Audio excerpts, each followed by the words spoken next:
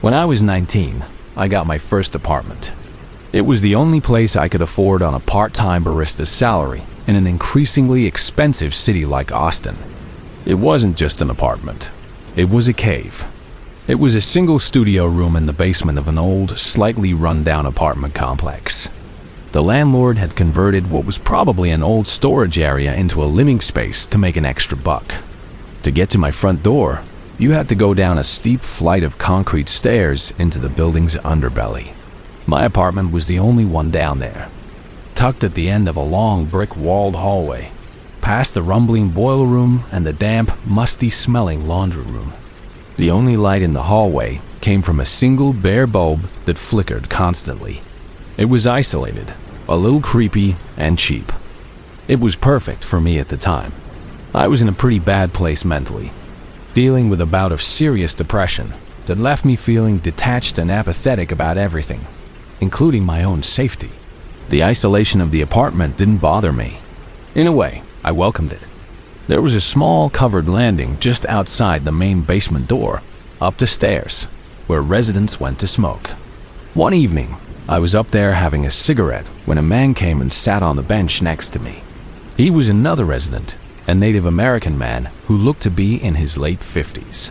He introduced himself as Ben. He seemed mostly normal, if a little bit lonely. He told me he lived alone on the third floor and was an artist who painted landscapes. We made small talk until my cigarette was done.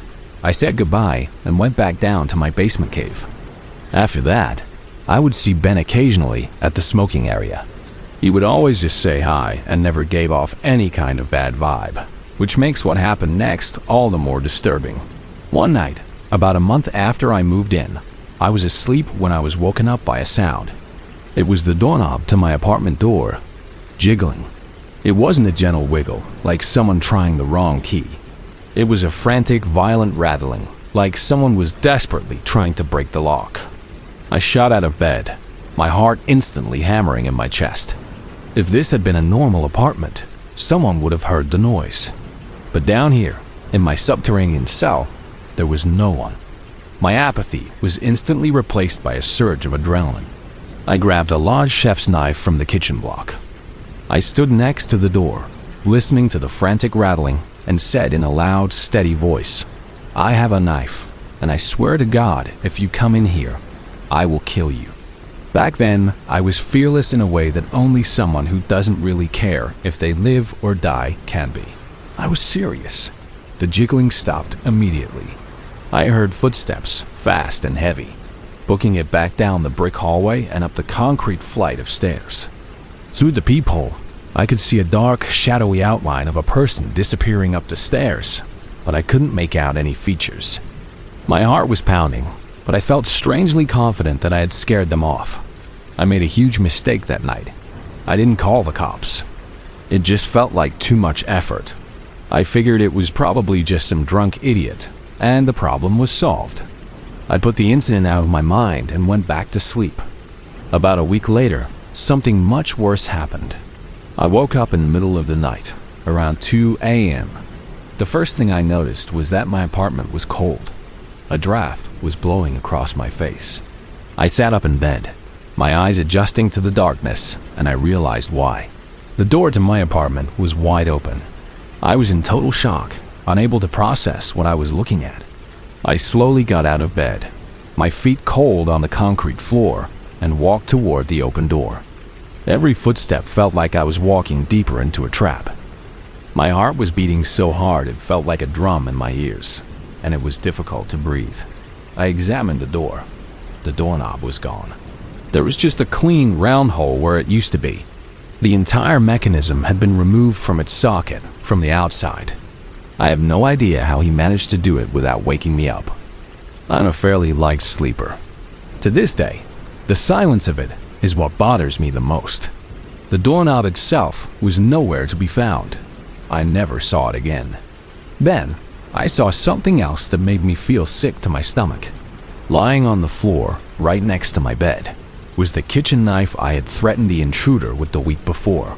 I had left it on the kitchen counter. This person had been in my room, taken my knife from the kitchen, and stood over me while I slept. They had left without doing anything, but they left the knife as a message. A message that they could get to me whenever they wanted. I bought a heavy-duty deadbolt for the door the next day and had the doorknob replaced. For the next few weeks, I was on edge, sleeping with a baseball bat next to my bed. Nothing happened. Then, one afternoon, I was home when I heard the familiar sound, someone jiggling my doorknob. This time, it was broad daylight. I looked through the peephole, and I could see that it was Ben, my neighbor from the smoking area. He was completely drunk, swaying as he fumbled with the knob. I threw open the door, brandishing the baseball bat. I screamed at him, and he looked up at me with wide, panicked eyes, then drunkenly scurried back up the stairs, just like the first time. After that, the whole complex found out what he had done. The owner of the building urged me to press charges and eventually evicted him. But I never did. I was still in that dark, apathetic place, and I just didn't have the energy to deal with the police and the courts. I just wanted it to be over. I moved out shortly after, but the unanswered questions still haunt me. What did he want? Why did he pick my isolated apartment? And how in the world did he remove that doorknob so silently while I was just a few feet away? I guess I'll never know. Still, Ben, I pray I never see you again.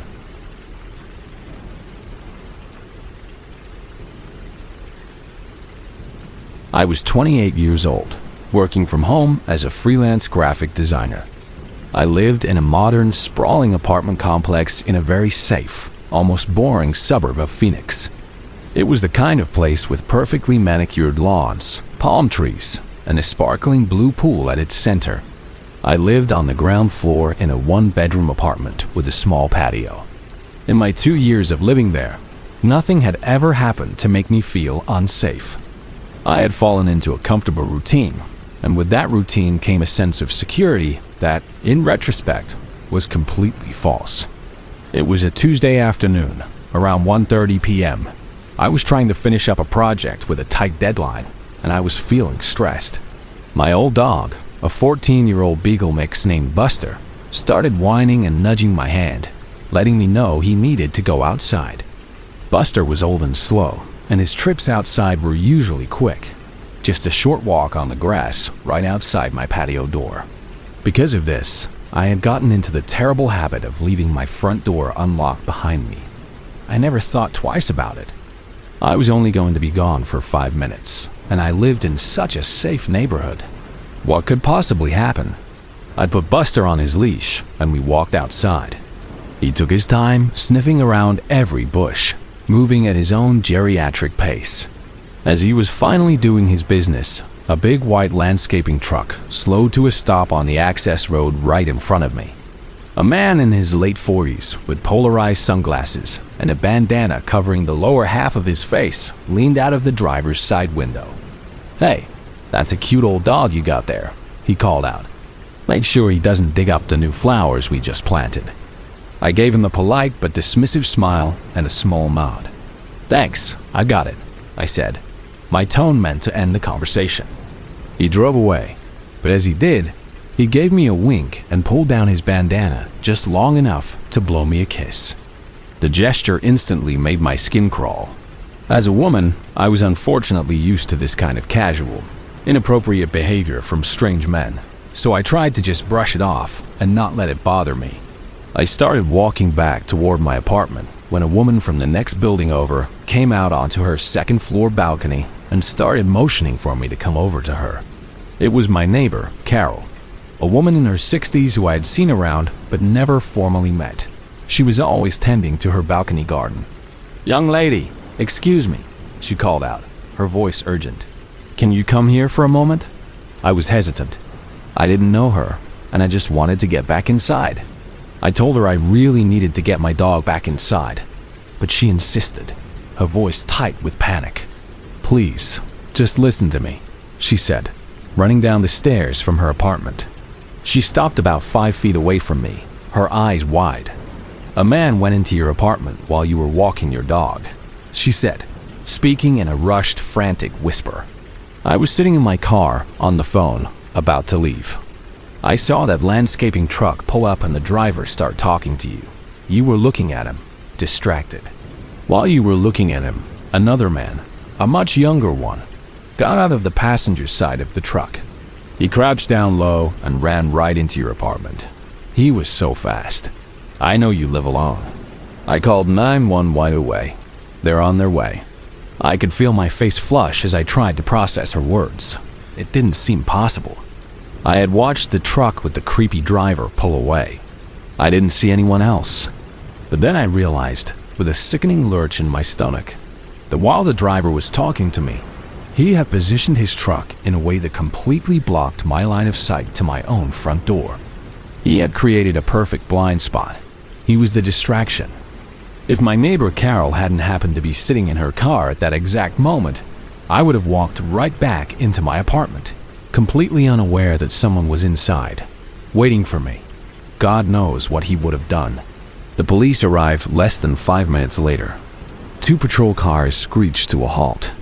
Officers got out, drew their weapons, and surrounded my apartment. After a few tense moments, they went inside. They came out a minute later with a man in handcuffs. He was young, probably in his early 20s. He told the police that he just had to use my restroom, which was obviously a lie, since my door was unlocked and nothing had been stolen. Because he was caught before he had the chance to do anything, he was only charged with criminal trespassing. It's a misdemeanor in my state. He spent no time in jail. This terrified me. This man knew where I lived. He knew I lived alone, and he faced almost no consequences for breaking into my home. The police questioned the driver of the truck, the man who had distracted me, but he claimed he had no idea the other guy had gone into my apartment. There was no proof they were working together, so he was let go. I couldn't stay there. My sense of safety was completely shattered. I stayed with my parents until I was able to find a legal loophole to get me out of my lease. I moved into a house with an old friend and installed a full security system the same day we moved in. I still get coffee with Carol sometimes. I am so incredibly thankful for her. If it wasn't for her gut feeling that something was wrong, I don't know what would have happened to me that day.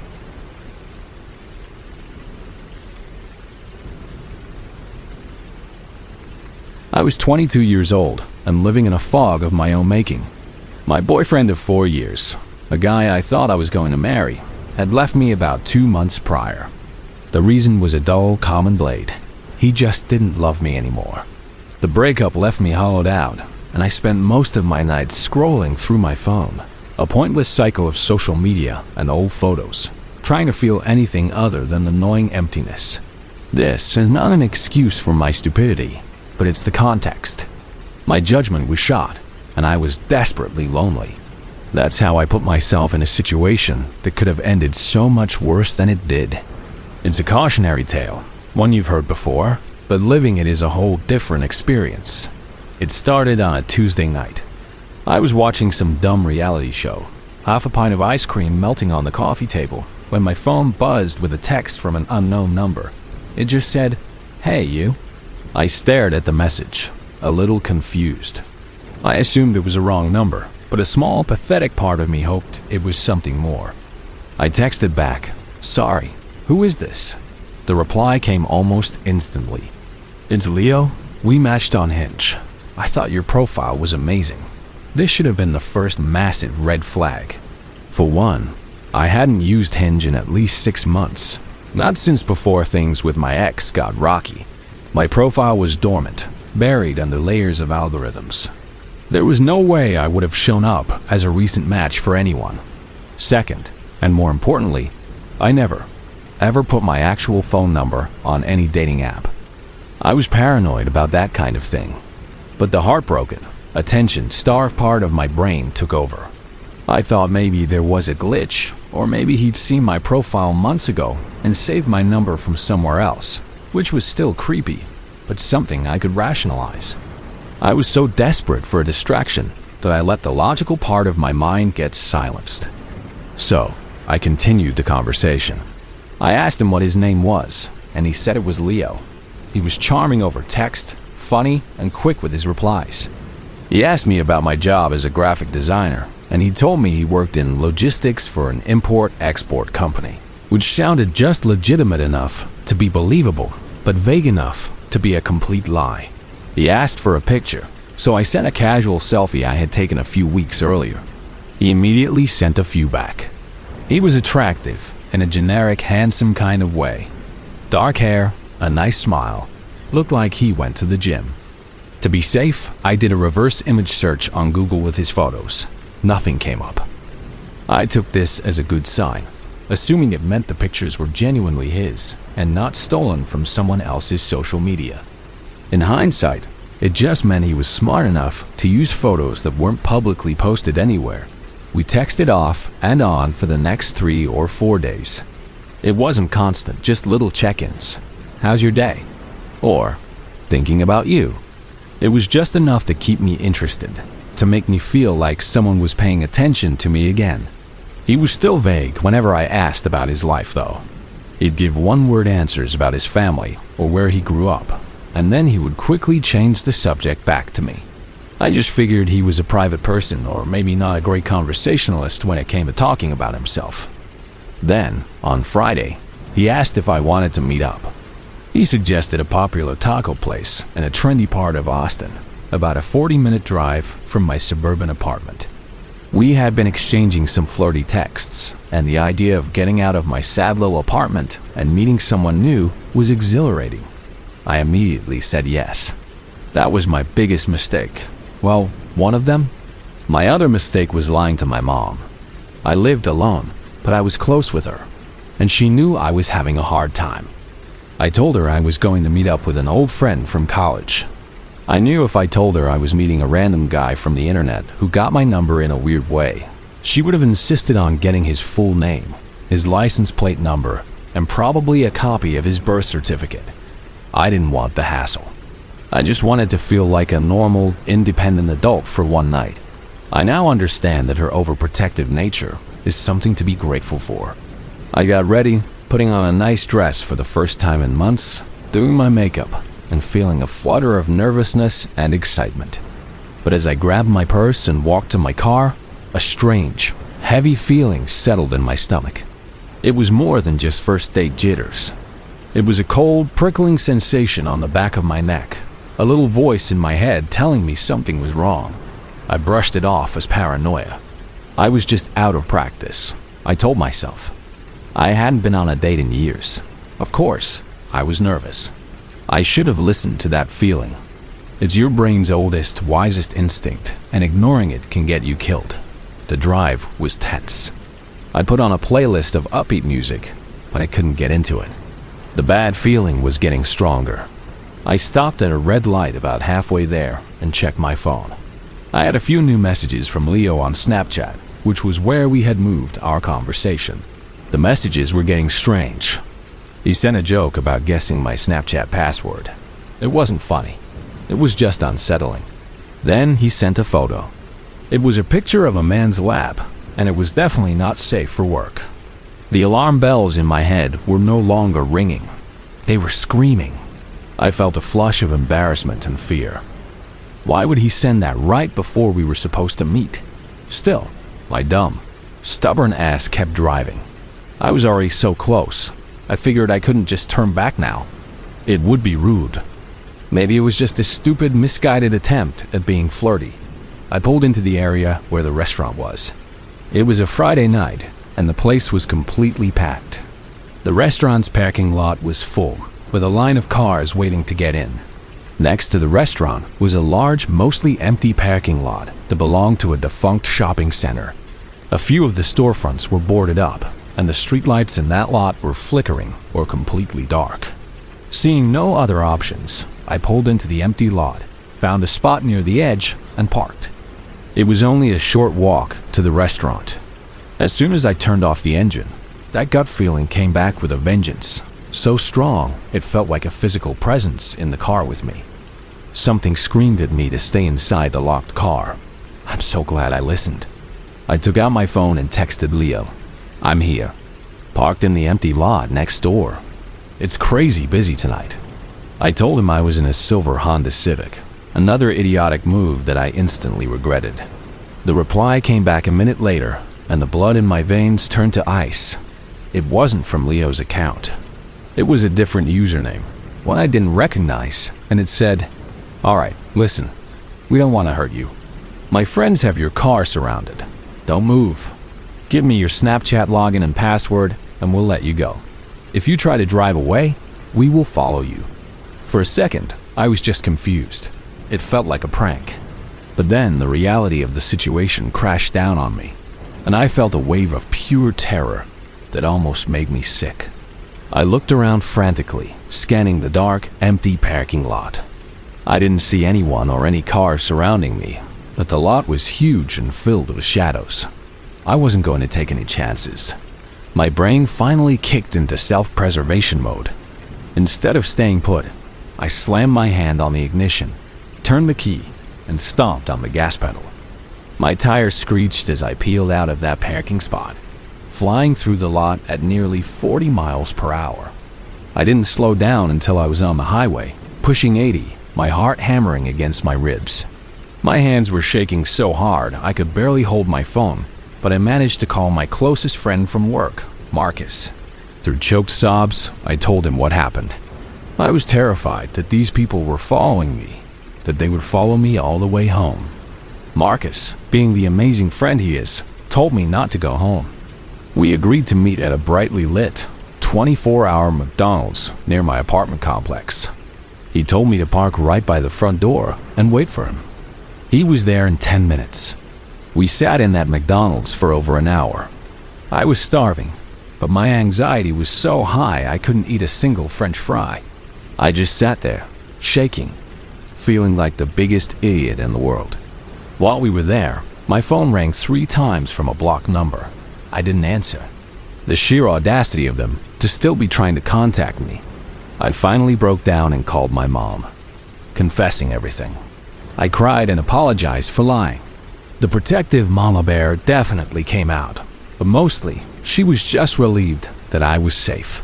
After I had calmed down a bit, Marcus followed my car all the way to my apartment building, waiting until I was safely inside before he left. He and my mom actually met for the first time that night, under the worst possible circumstances. For the next few days, the psycho still tried to call me from blocked numbers, even while I was at work. I never answered. I blocked him on Snapchat and blocked his number, but the fear lingered. The creepiest part of the whole thing was the last Snapchat I ever got from that other account, right before I blocked it. It was a picture of my car parked in the lot. The caption said, "We can still see you."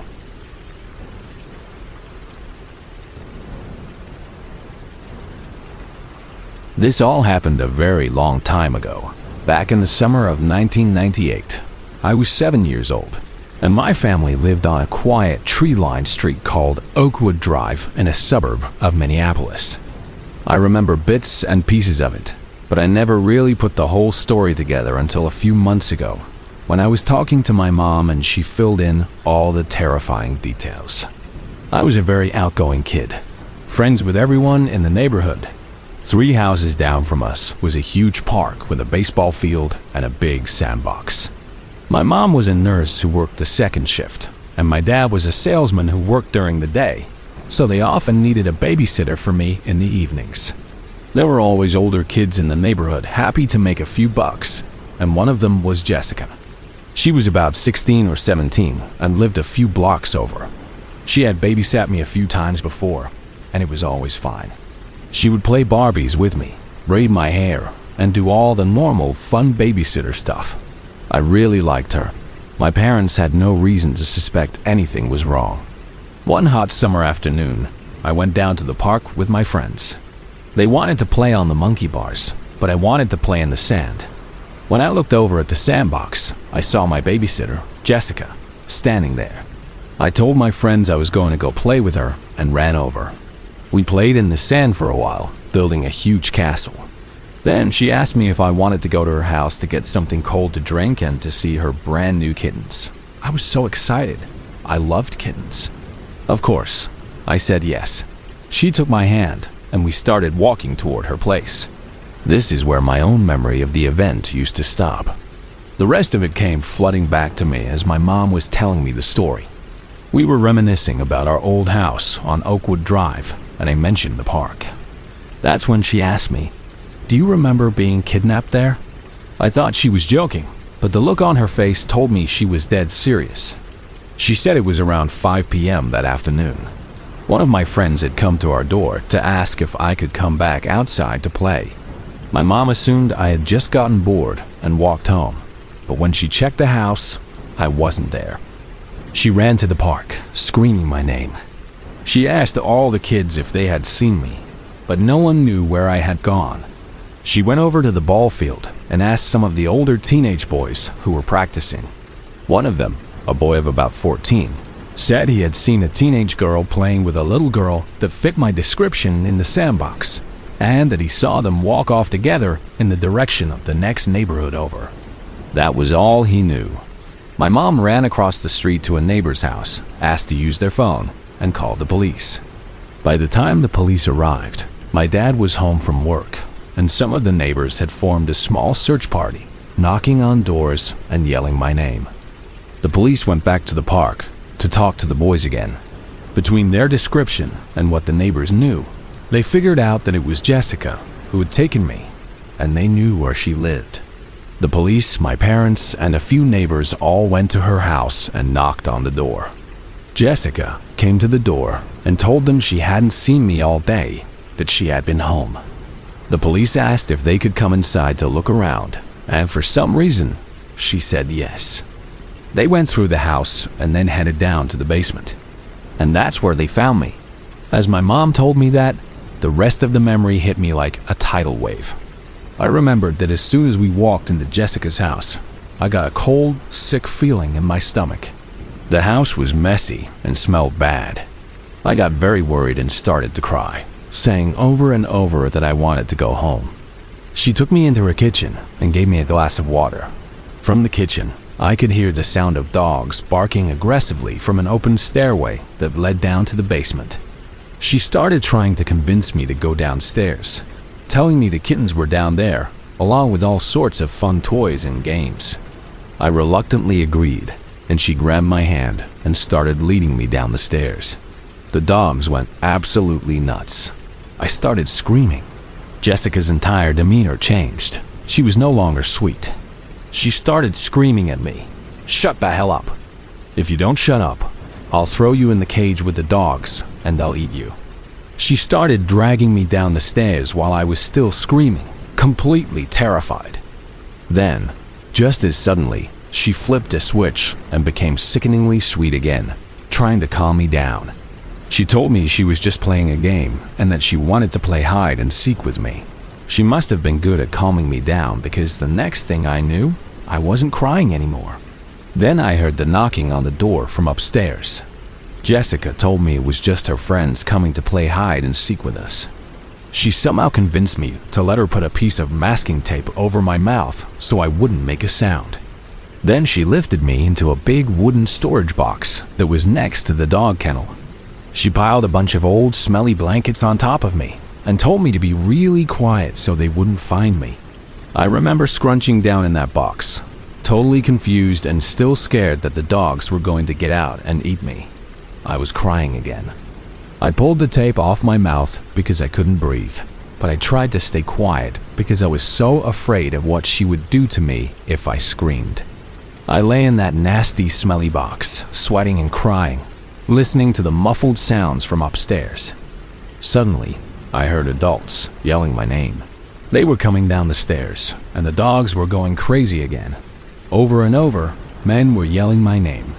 Then I heard a man say, "If you don't shut those freaking dogs up, I will."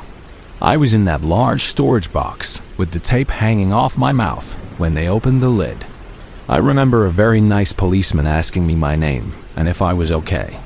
I don't remember answering him with anything other than screams and tears. I grabbed his neck and held on so tight that my dad had to practically pry me off of him. My mom said Jessica was found guilty of attempted kidnapping and went to prison. We moved away from that neighborhood shortly after, and I've never been back. Her parents came to our door once to apologize, saying she was a good girl who didn't mean any harm. My dad told them if they ever came on our property again, he'd killed him. I don't think I'd recognize Jessica if I saw her today, and I hope to God I never have to.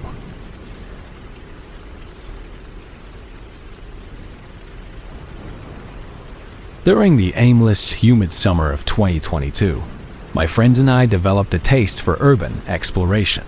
We were 17, armed with newly issued driver's licenses and a profound sense of boredom that only suburban teenagers can truly understand. Our target of choice was the Grandview Cinema, a massive, 10-screen movie theater on the west end of town that had gone bankrupt a few years prior. It stood like a decaying monument to a bygone era, its grand, neon-lettered sign now dark and rusting. The building was surrounded by no trespassing signs, but the front doors were busted, offering an easy, lock-free entrance into the darkness within. We knew we weren't the only ones who frequented the place. The first couple of times we went, we found evidence of squatters. Dirty blankets, empty food cans, and shopping carts filled with refuse. This knowledge didn't deter us. It added a thrilling, unpredictable element of danger to our adventures.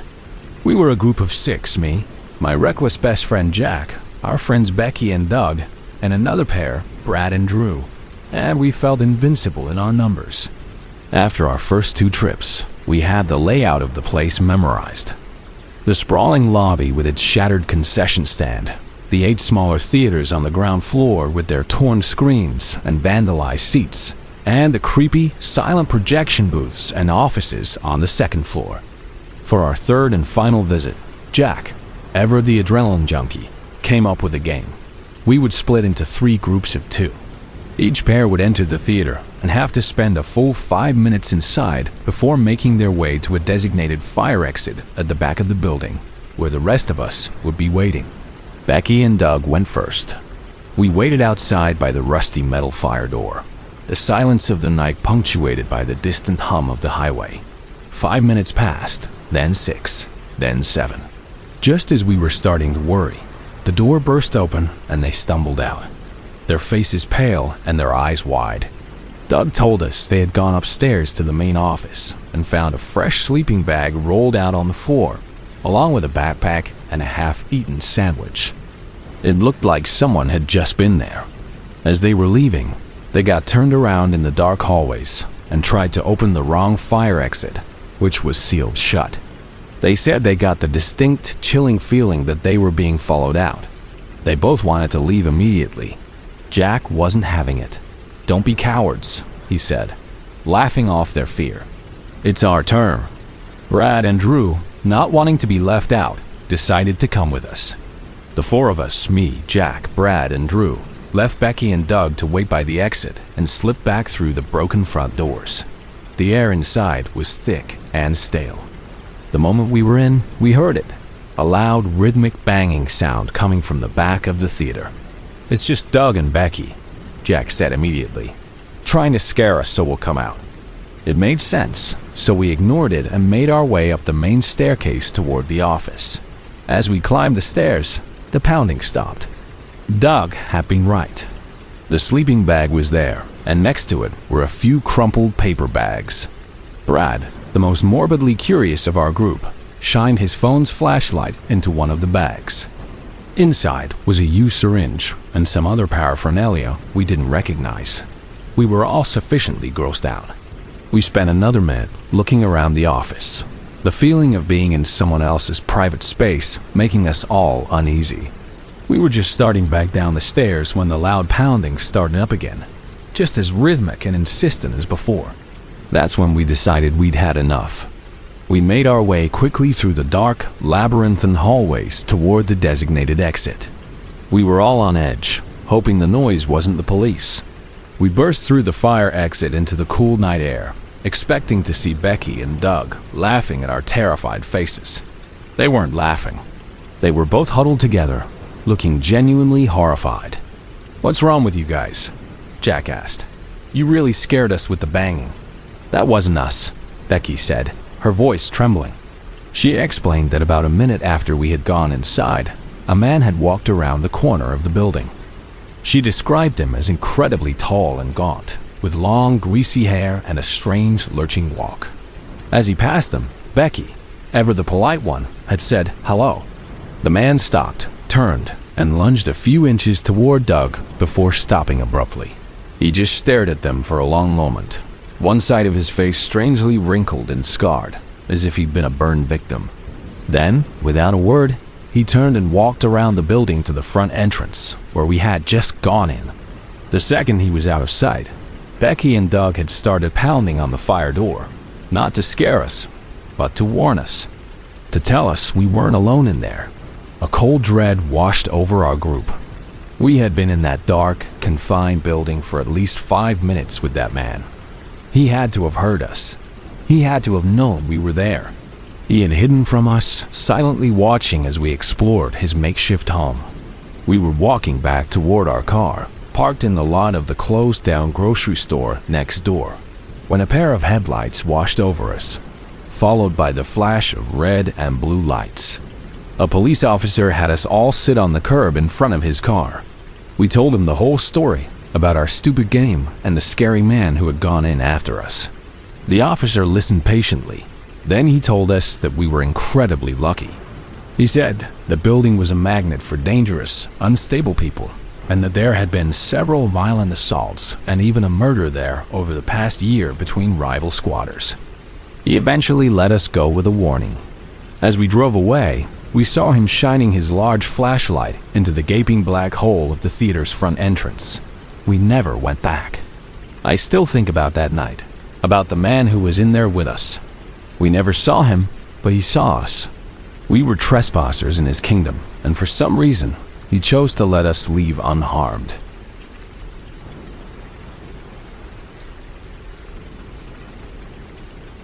I was 19, a sophomore in college, and I made extra money by babysitting for a few families in my town. One of my regular gigs was watching the 2 sons of a single mom, Dr. Evans. She was a surgeon at the local hospital and worked long, unpredictable hours. Her sons were Leo, who was 10, and Sam, who was 7. They were good kids, and the job was usually pretty easy. Her house was a beautiful 2-story home in a quiet, safe-feeling suburban neighborhood. It was the kind of place where people left their doors unlocked. On this particular night, Dr. Evans had a formal event to attend at the hospital. She left around 6 p.m. after giving me the usual instructions. Pizza for dinner, homework help for Leo, and in bed by 9 p.m. for Sam, 10 p.m. for Leo. The first couple of hours were completely normal. I helped Leo with his math homework, while Sam played with Legos on the living room floor. We ordered a pizza, ate it while watching a Disney movie, and everything felt perfectly calm and routine. I got Sam into bed around 9, and Leo went up to his room to read. I was cleaning up the kitchen, listening to a podcast on my phone, when I heard it. A loud, sharp knock on the front door. It wasn't a friendly tap. It was a hard, insistent banging that made me jump. It was just after 10 p.m. I asked Leo, who was at the top of the stairs, if he was expecting anyone. He said no. My first thought was, maybe Dr. Evans had come home early and forgotten her key, but the knock just felt wrong. I turned off the kitchen light and crept to the front door, my heart starting to beat a little faster. I peered through the peephole. There was a man standing on the porch, but he was deliberately hunched over, his head down, so I couldn't see his face. He was wearing a dark grey hoodie with the hood pulled up low over his forehead, and his hands were shoved deep into his pockets. All I could see were his scuffed work boots on the welcome mat. An immediate primal sense of fear washed over me. This was not right. I backed away from the door without making a sound. I didn't say anything. I just stood in the dark foyer, holding my breath, hoping he would think no one was home and just leave. After what felt like an eternity, but was probably only a minute, I crept back to the door and looked through the peephole again. He was gone. I let out a shaky breath, my mind racing. Was it just a prank? A neighbor at the wrong house? I didn't want to scare Leo, so I just told him it was probably nothing and made sure the front door was locked. But I couldn't shake the feeling of unease. For the next hour, I was on high alert. Every creak of the old house, every rustle of leaves outside, sent a jolt of anxiety through me. I went around and checked the lock on the back door and all the downstairs windows. I tried to tell myself I was overreacting, that it was just my imagination running wild in a dark, unfamiliar house. At one point, I thought I heard a noise from the backyard. I peeked through the blinds in the kitchen, my heart pounding, but I couldn't see anything in the darkness. I seriously considered calling Dr. Evans, but talked myself out of it. What would I even say? A guy knocked on the door and then left. I would sound like a paranoid teenager. Meanwhile, at her event, Dr. Evans's phone buzzed. It was a blocked number. Annoyed, she ignored it. It buzzed again and again. Thinking it might be an emergency from the hospital, she finally stepped out into the hallway to answer it. The voice on the other end was distorted, like it was being put through a voice changer. It was low and raspy. At first, it just breathed. Then it said, "I know you're not home." She thought it was a sick prank call and hung up, but they called back immediately.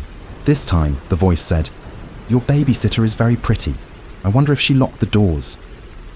The blood drained from her face. The calls kept coming, each one more terrifying. "Are the boys sleeping yet? I like to watch them sleep." Dr. Evans left the event immediately, her mind consumed with a terror I can't even imagine.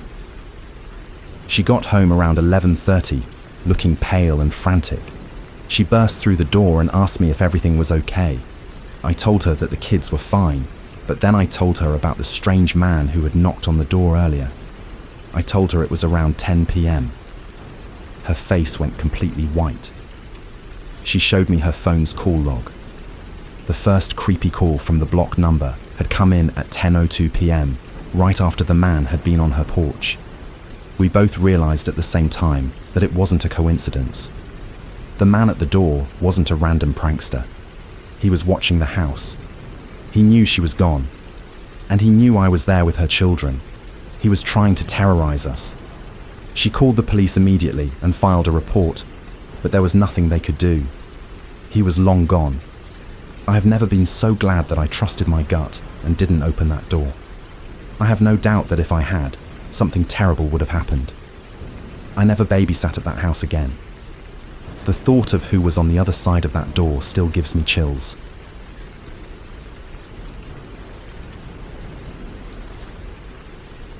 This is a difficult story for me to tell. It's fragmented, like a half-remembered nightmare, which is part of what has haunted me for over 20 years. The main events took place when I was very young, probably 4 or 5 years old, so the details are foggy. But the feelings, the cold, paralyzing terror are as vivid today as they were then. A little background. I grew up in a small town in the Pacific Northwest in the late 1990s. My family was huge and incredibly close. All of my aunts, uncles, and cousins lived within a few blocks of each other, all centered around a large park. I saw my relatives at least once a week for my entire childhood. I can't stress enough how close we all were, and how much my mother trusted them. This is an important part of the story. The whole thing came up recently when I was visiting my family from college. I was talking to my mom and my older brother, Noah, about a series of recurring nightmares I've had for as long as I can remember. In the dream, I'm a small child, always in my childhood home. I'm desperately trying to escape, to get out the front door, while something horrible is chasing me from the dark hallways of the house. I never see what it is, but I can feel its presence, a massive, menacing shadow reaching for me. It always catches me right before I can get outside, and I wake up in a cold sweat. These dreams always seem to be connected to these strange, vague memories I have of a babysitter. But here's where it gets really weird. The memories feel like dreams themselves. I can remember specific details of what was happening and the emotions I felt, but the babysitter herself is a total blur.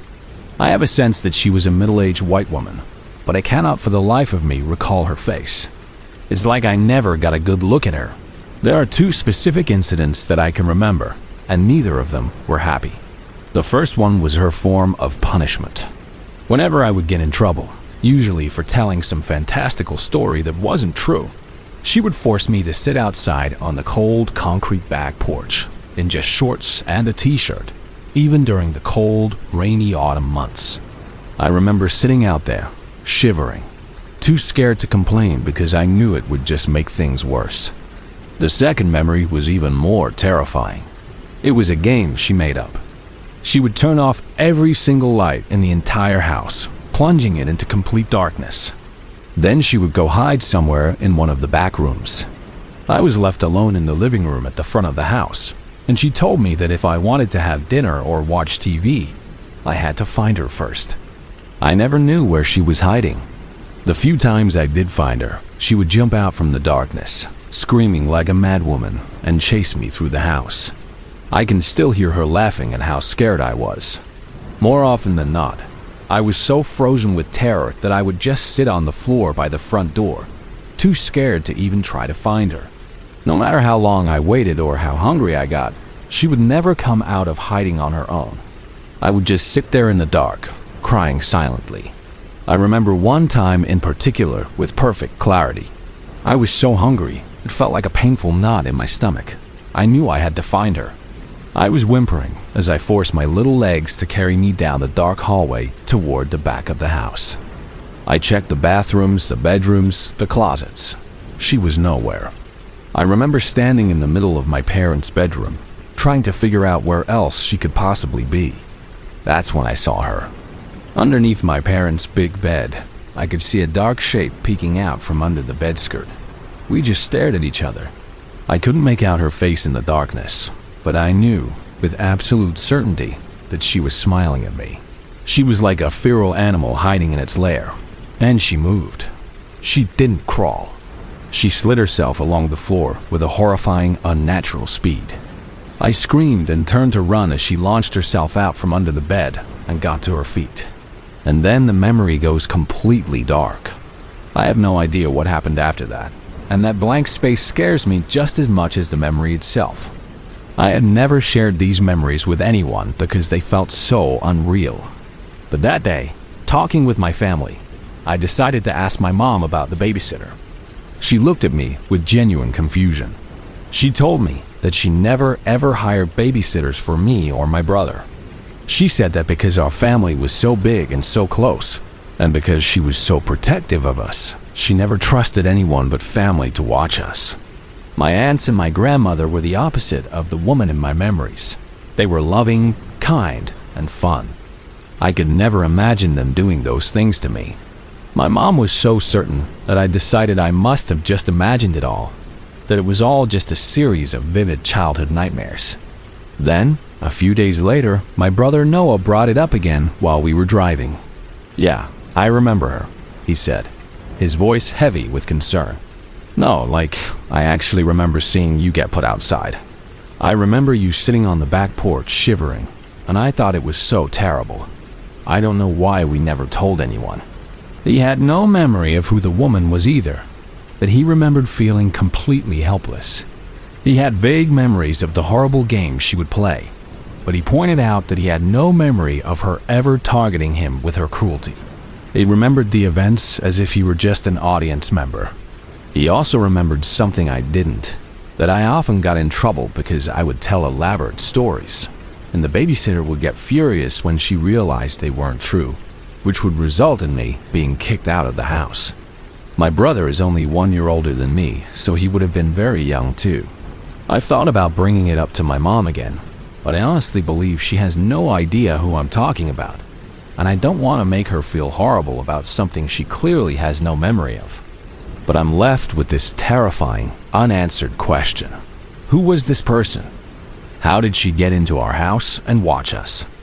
Was she a disturbed relative no one talks about anymore? An intruder who posed as a family member? I just wish I could understand what the hell happened.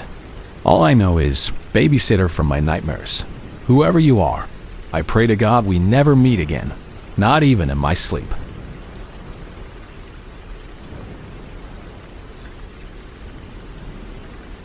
In my sophomore year of college, I decided it was time to move out of the dorms. The rental market near my university in Boulder, Colorado, was notoriously competitive and expensive, so I spent weeks glued to Craigslist, hoping for a miracle.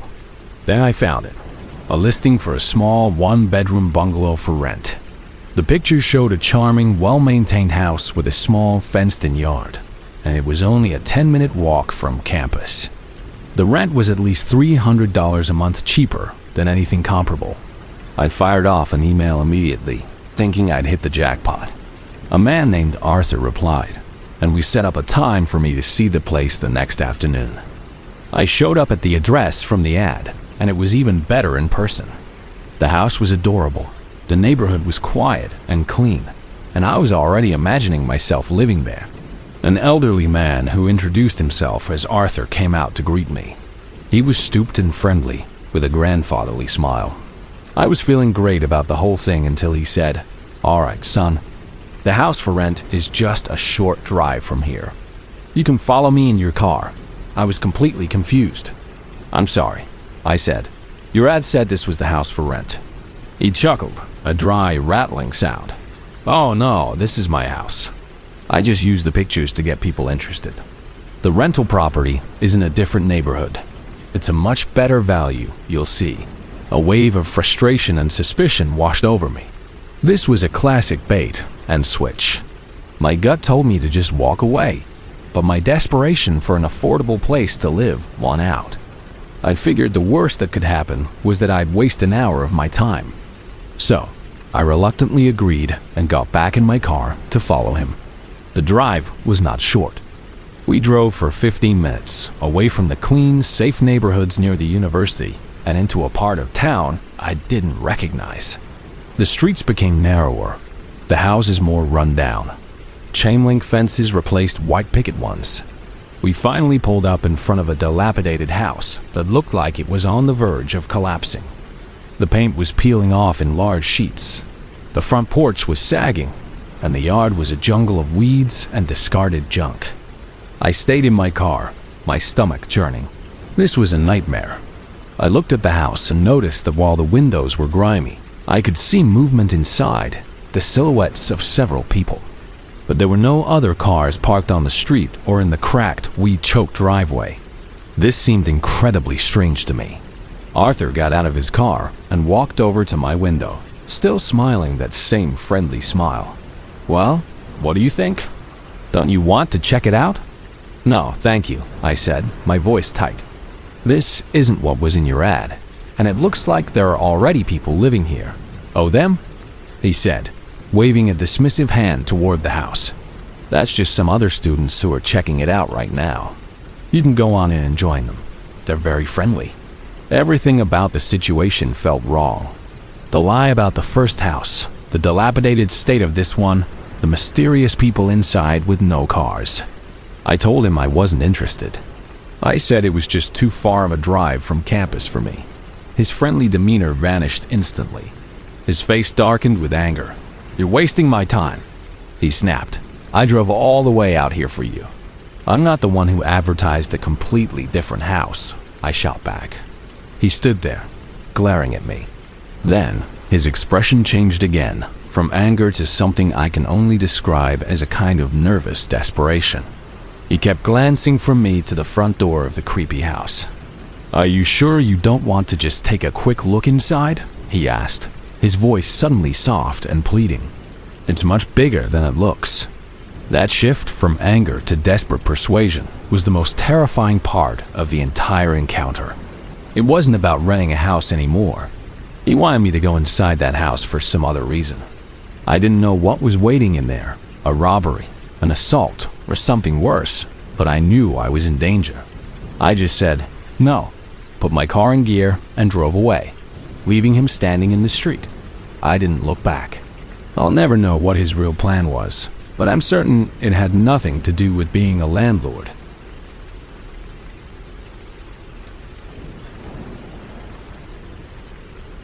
My friend Mia is one of the sweetest people I know, which is another way of saying she's one of the most naive. She had moved to Phoenix from a small town in Minnesota a few months prior, and the harsh realities of city life hadn't quite sunk in yet. She was struggling to make rent and was getting desperate. So when she called me, buzzing with excitement about a modeling gig she found on Craigslist, a part of me was immediately worried. "It's for a major sports apparel brand, Jess," she said over the phone. "They're looking for new faces, no experience necessary, and it pays $2,000 for a one-day shoot." Every part of that sentence was a giant, waving red flag, but she was so excited, and I didn't want to crush her spirit. She told me the interview was the next day and asked if I could drive her. Her car was in the shop and she didn't want to take the bus.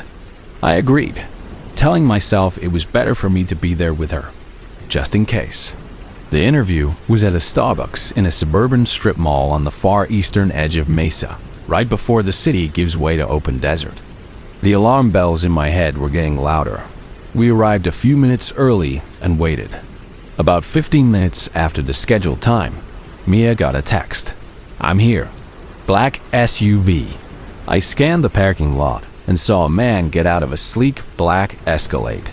He was tall, dressed in an expensive-looking but slightly too tight suit, and he gave us a practiced, overly charming smile as he approached. He introduced himself as Jack. "You must be Mia," he said, shaking her hand but letting his eyes linger on her a little too long. He glanced at me. "And you are?" "I'm Jess, her ride," I said, trying to sound casual. Great. "Let's grab a table outside," he said, leading us to a small, isolated table around the corner of the building, away from the main patio. The interview was a joke. Mia, bless her heart, was nervous and fumbling. She didn't have a portfolio or any professional headshots. Jack didn't seem to care at all. He just kept smiling and nodding, telling her she had a great look. He had a strange, vague European accent that seemed to fade in and out as he spoke, and I became convinced it was fake. The whole time, I was texting my fiancé under the table, letting him know where we were and sending him a picture of Jack's license plate that I'd snapped as we walked up. The real purpose of the meeting became clear when Jack leaned in conspiratorially and said, "The sportswear is our main line, of course, but we're also expanding into high-end lingerie. Would you be comfortable with that?" Mia, who was incredibly modest, hesitated. "I'd prefer to stick to the sports clothing," she said politely. Of course, he said, waving a dismissive hand. "Let me just show you the quality of the brand." He pulled out his phone and showed her an Instagram page filled with professionally shot photos of models in skimpy lingerie. He held it in front of her for only a few seconds before quickly putting it away, as if he were showing her a state secret. Then he got down to business. "Look, I like you," he said, his tone suddenly urgent. "I want to get you signed today. We need to go to my studio right now to get the paperwork squared away. It's a bit of a drive, but we have to do it today." I immediately hated everything about this. I shot Mia a look, trying to communicate my unease, but she was still caught up in the possibility of a $2,000 paycheck. She agreed to go. "Wonderful," Jack said, turning his attention to me for the first time. "You can ride with us." "No," I said, my voice firmer than I intended. "We'll follow you. I don't want to leave my car here." He looked annoyed that I had interjected, but he agreed. As we walked to our cars, I pulled Mia aside. "We are not going," I hissed. "This whole thing is incredibly sketchy." She argued with me, saying I was being paranoid and that this could be her big break. We got in my car and followed his Escalade out of the parking lot. He led us onto the highway, heading east, away from the city. The further we drove, the more the suburban landscape melted away, replaced by the flat, empty expanse of the Sonoran Desert. I pointed out to Mia that the highway had a large concrete median with no exits or places to turn around for miles. It felt like we were being led into a trap. I was desperate. I remembered the name of the studio he had briefly mentioned, a place called Desert Star. It sounded familiar, but I couldn't place it. "Please, Mia," I begged, "just look it up on your phone." She reluctantly typed it into Google Maps. Her face went pale. It wasn't a photo studio. It was a small, dingy-looking casino and truck stop about 30 miles further into the middle of nowhere. That was it. The fantasy shattered, and she was finally as scared as I was. "He was just trying to confuse me the whole time," she whispered, her voice trembling. I looked in my rearview mirror. The Escalade was a few car lengths behind us. Up ahead, I saw a small break in the median, an emergency vehicle turnaround. It wasn't a legal move, but I didn't care. I slowed down, waited for a gap in the oncoming traffic, and yanked the wheel, making a sharp, illegal U-turn across the dusty median. I floored it, heading back toward the city as fast as my car would go. A moment later, Mia's phone rang. It was Jack. She ignored it. I told her to call back to see what he would say, but the call wouldn't go through. The number was already disconnected. She tried to find the original ad on Craigslist, but it was gone. Every trace of Jack and his fake modeling agency had vanished into thin air. We drove back to her apartment in silence. I don't know what would have happened if we had followed him all the way to that casino, but I know we got incredibly lucky that day. I think about it all the time. 2 young women, a deserted highway, and a man with a black Escalade and a plan.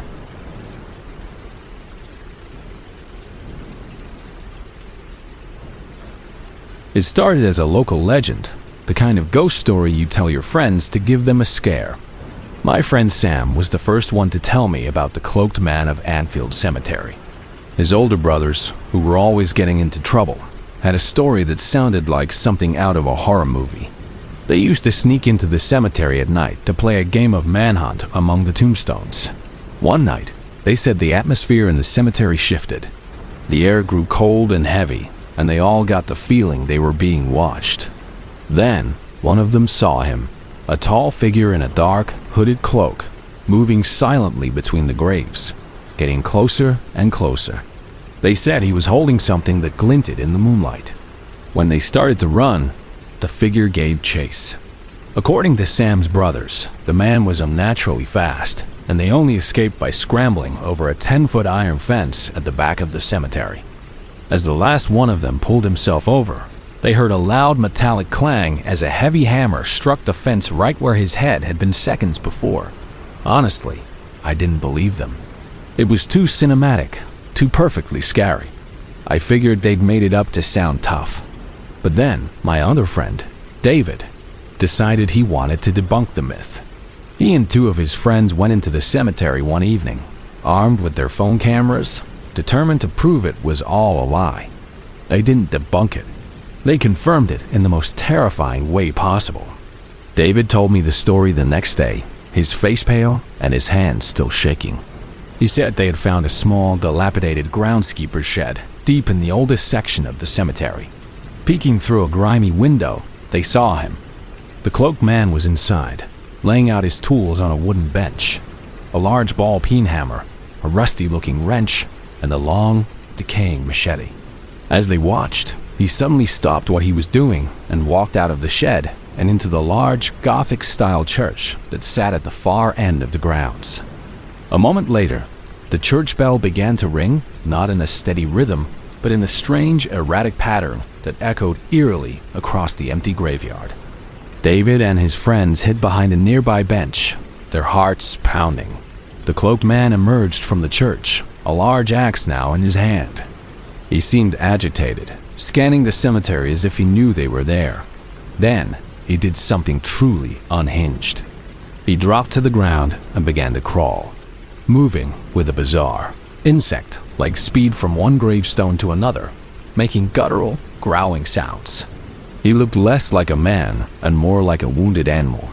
Then, abruptly, he stood up, let out a haunting, high-pitched scream, and smashed the axe into a nearby angel statue, shattering one of its wings.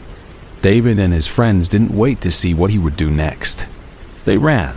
After hearing David's story, I knew we had to see this for ourselves. It was a stupid teenage impulse fueled by adrenaline and a morbid curiosity. I assembled a team. Me, Sam, David, and 2 other friends, Charlie and Mike. We decided to go during the day, thinking it would be safer. We met up on a gray, overcast Saturday afternoon in the autumn of 2022. The moment we got to the locked cemetery gates, Charlie and Mike bailed. They climbed back over and said they would wait for us outside. Their fear should have been a warning, but it just made us more determined. The 3 of us, me, Sam, and David, walked through the sprawling cemetery.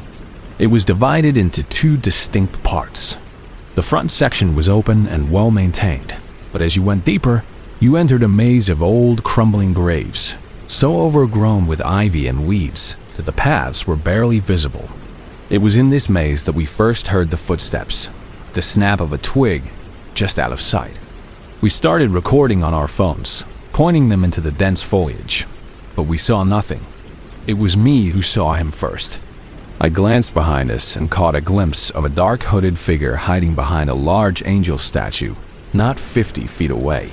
He was so close. "He's right there," I whispered, and we all started moving faster, our casual exploration turning into a panicked walk. I looked back again and saw him on the other side of the path, a little further away this time, blending in with the shadows of the trees. He was stalking us, flanking us. That's when David, ever the confident one, decided he wanted to confront him. He started walking back toward where we'd last seen him. Sam and I, not wanting to leave him alone, followed, but the man was gone. The feeling of being watched was overwhelming. We were just about to leave the maze section when David spotted him again. He was in the open area now, near the church. He knew we were watching him. And then, without any warning, he came charging in our direction, a huge axe held in both hands. He wasn't running wildly. He was sprinting in a dead straight line, his eyes fixed on our location. Even though we were partially hidden by the trees, we booked it. We ran blindly through the maze, branches whipping at our faces, the sound of his heavy footsteps right behind us. We turned down a narrow path, hedged in by tall, thick bushes, and my heart stopped. It was a dead end. We were trapped, a locked wooden shed blocking our path.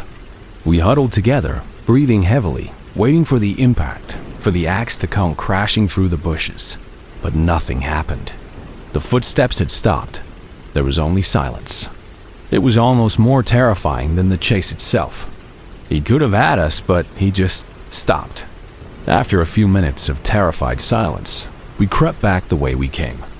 The cloaked man was nowhere to be seen. We finally made it out of the maze and back into the open. That's when we saw him one last time.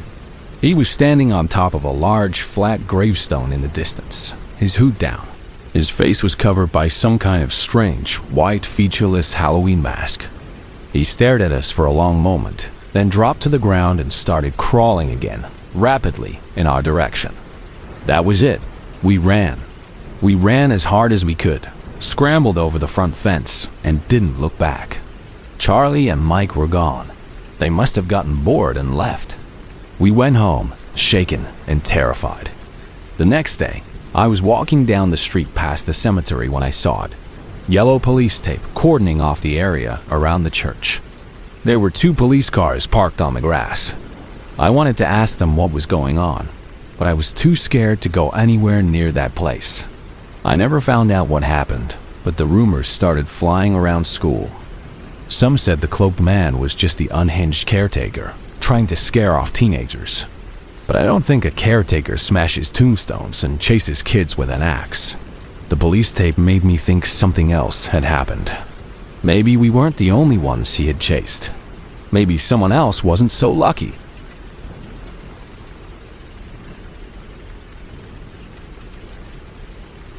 I live in Portland, a city with a beautiful, vibrant culture, but also with a stark contrast between wealth and poverty, and a large, visible homeless population. My boyfriend Liam and I lived in a new apartment building on the edge of a nice neighborhood. It had a security gate and all the modern amenities, but if you walked 2 blocks east, the neighborhood changed drastically. One night, Liam was sick with a nasty flu. He was completely miserable, bundled up on the couch.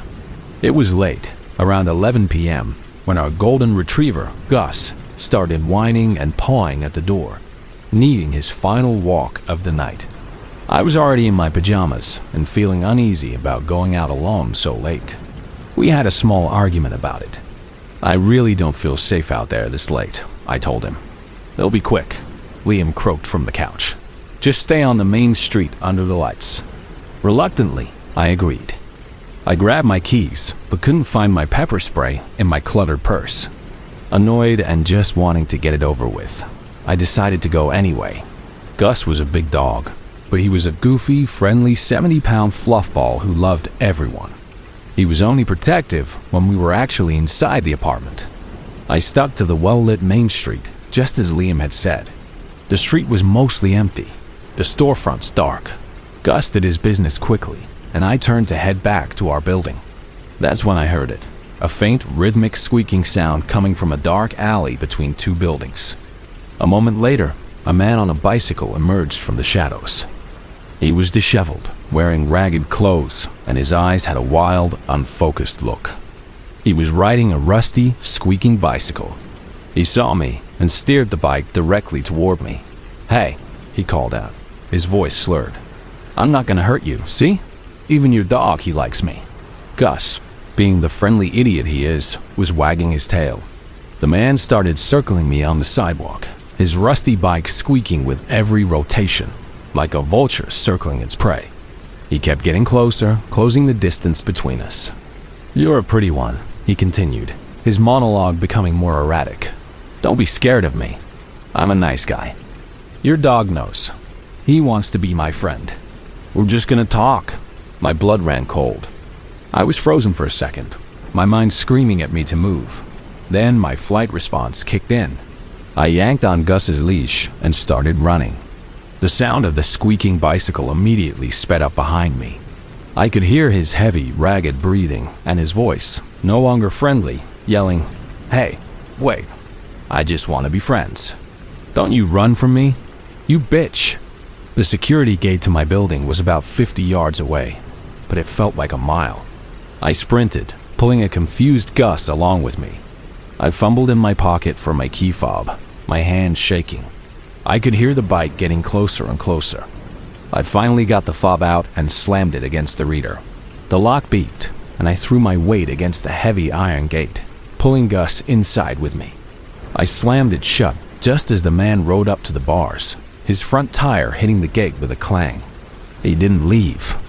He got off his bike and gripped the bars, his face just inches from mine.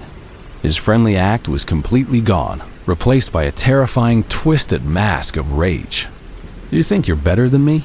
he spat, his eyes burning with hatred. "I see you. I know where you live now. I'll be back for you." He just stood there, staring at me through the bars for what felt like an eternity, before he finally got back on his squeaky bike and disappeared back into the darkness. I ran up to my apartment, my heart pounding so hard I thought it would break through my ribs. I burst through the door, sobbing, and told him what happened. He was horrified and racked with guilt for making me go out. We called building security and the police, but the man was long gone. For weeks after that, I was terrified to leave the apartment alone, even during the day. Every time I heard the squeak of a bicycle, my stomach would drop. That brief, terrifying encounter completely shattered my sense of safety in my own neighborhood. I never, ever go out at night alone anymore, and I never leave without my pepper spray.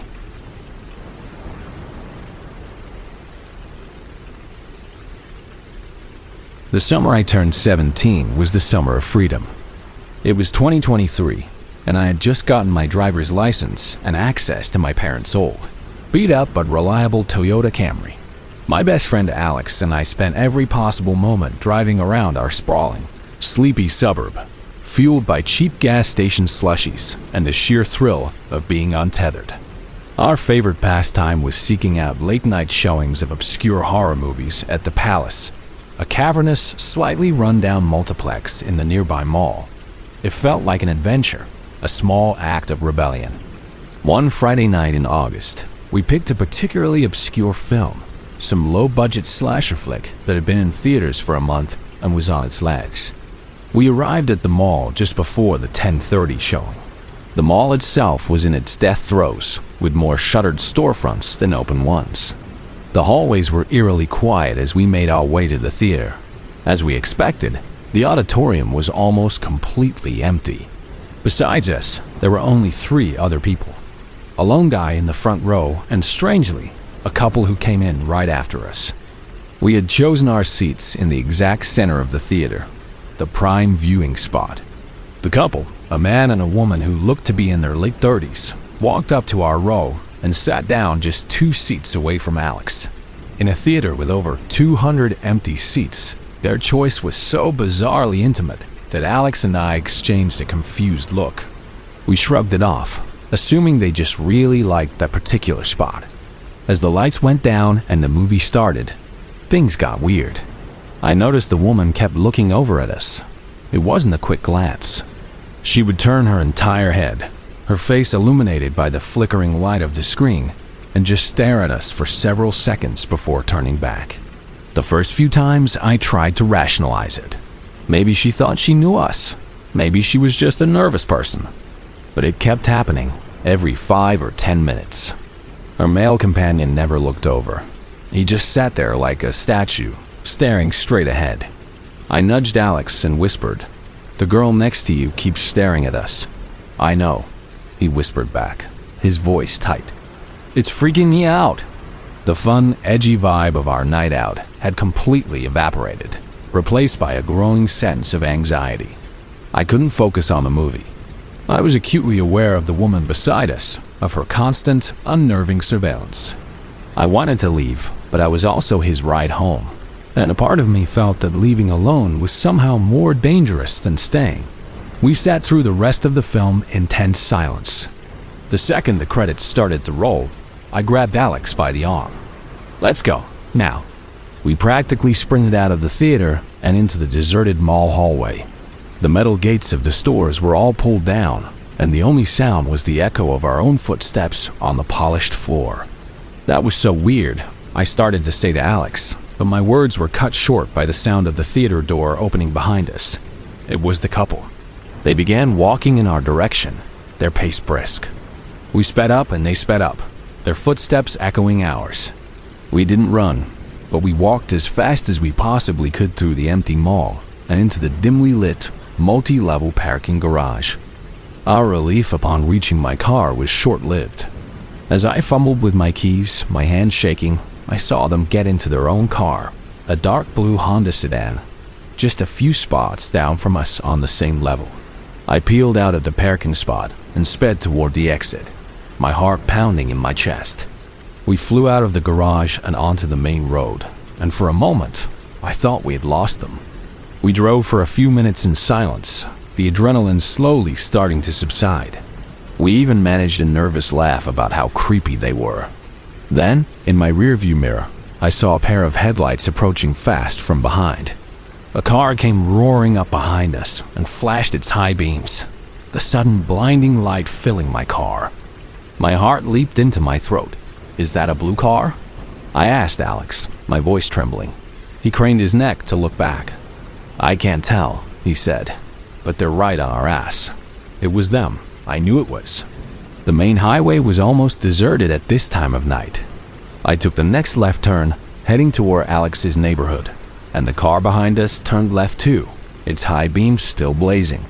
As we passed under a streetlight, I caught a glimpse of the car in my side mirror. It was the blue sedan. "It's them!" I yelled. "Gun it!" Alex shouted. I slammed my foot on the accelerator, the old Camry's engine whining in protest. The blue car kept pace, not tailgating, but following us with a clear, deliberate intent. We were the only two cars on the road. There was no doubt we were being pursued. I turned into Alex's quiet, labyrinthine subdivision, hoping to lose them in the maze of identical-looking streets. But they followed us in, picking up speed, closing the distance between us. Panic was setting in. Alex was white-knuckling the dashboard, asking me what I was going to do. I didn't have a plan. I just kept making random turns, my mind racing. I saw an opportunity. I made a sharp right onto an unfamiliar, tree-lined street. For a few seconds, the turn would put me out of their line of sight. It was a desperate, split-second decision inspired by 1,000 movie scenes. "Hold on," I told Alex. I killed my headlights, turned the ignition off, and let the car coast silently into an empty parking spot on the side of the road. I put the car in neutral and gently pressed the brakes, coming to a stop just before the blue sedan cleared the corner. "Get down," I hissed. I reclined my seat all the way back, and Alex leaned forward, disappearing from view. We sat there in the pitch black, silent car, not daring to breathe. My ears were ringing in the sudden quiet. A few seconds later, the blue sedan turned onto our street. It was moving slowly, its headlights sweeping across the houses, searching for us. The beams of light passed over my car, illuminating the interior for a terrifying half-second. I was sure they had seen us. But they kept going, slowly cruising down the street and out of sight. We stayed in our hiding positions for a full 10 minutes, too scared to move, our bodies trembling. When we finally sat up, we just stared at each other, the same question hanging in the air between us. What the hell was that? We never found out what their intentions were. Maybe they were just a couple of deviants who got their kicks out of terrorizing teenagers. Or maybe they had something far more sinister planned. All I know is that I'll never forget the feeling of being hunted, and I'll never again underestimate the strange, predatory people who sit too close to you in an empty movie theater.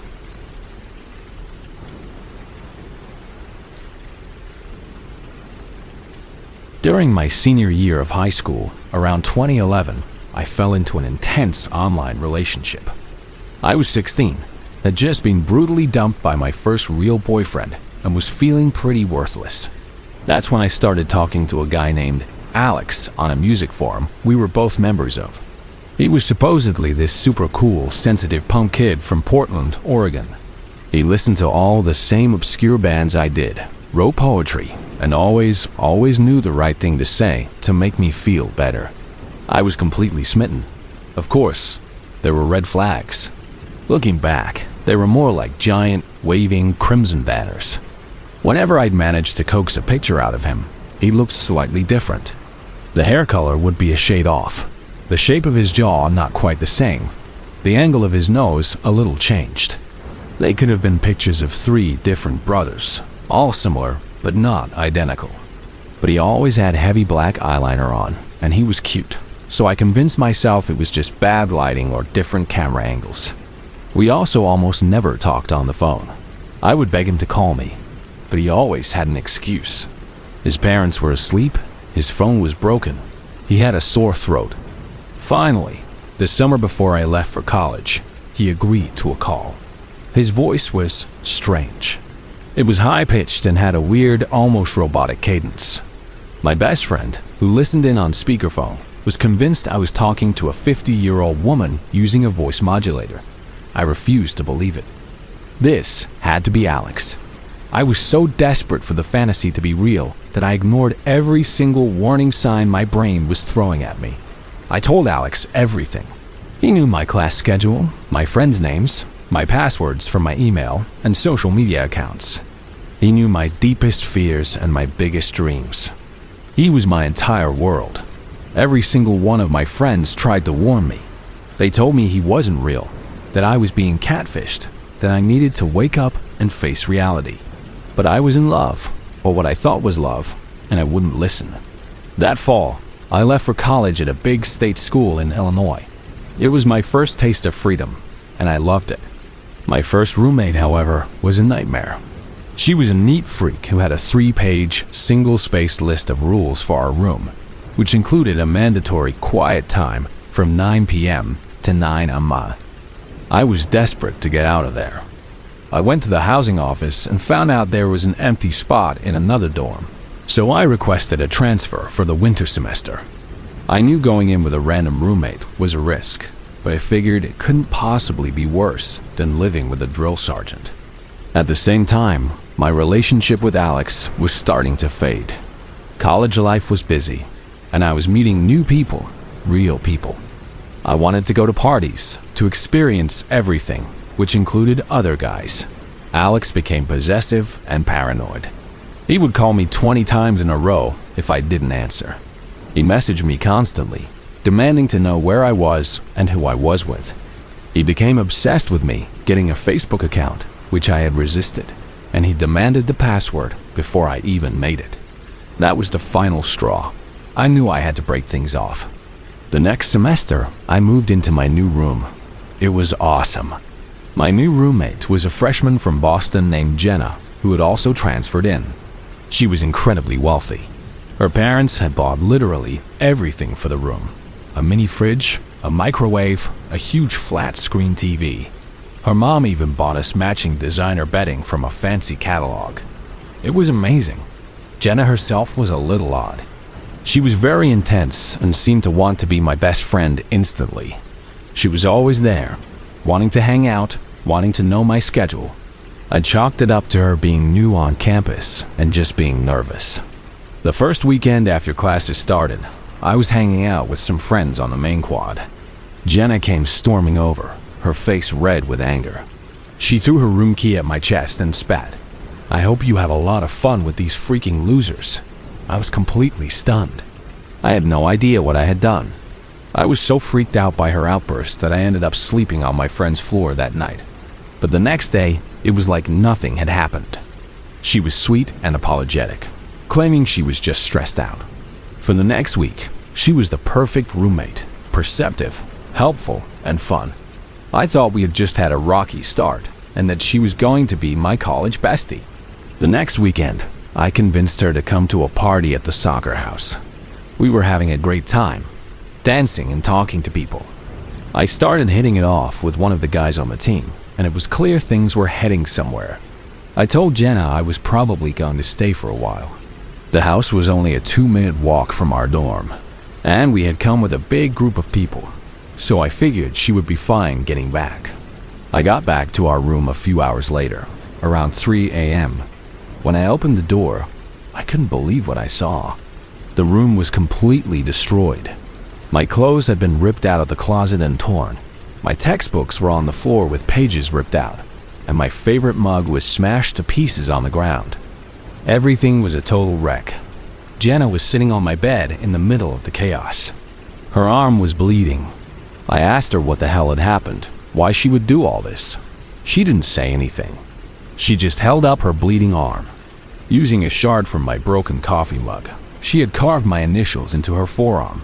I didn't even think. I just turned and ran down the hall to get the rail. I was not about to get murdered in my dorm room. That night, she was taken to the hospital and put on a psychiatric hold. Her parents flew in from Boston the next day.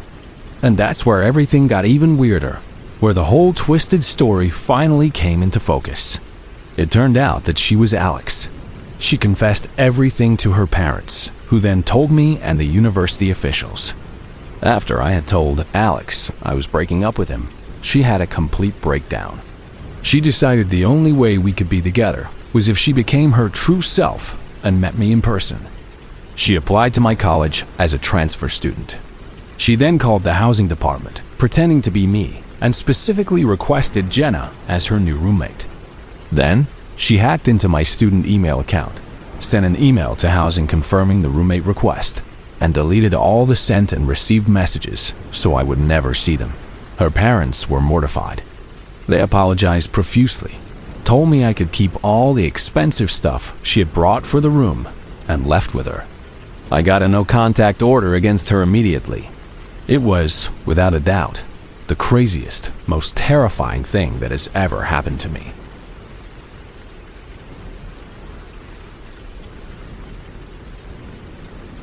This is my mother's story, but it's become a part of my own history, a chilling piece of family lore that has shaped my view of the world.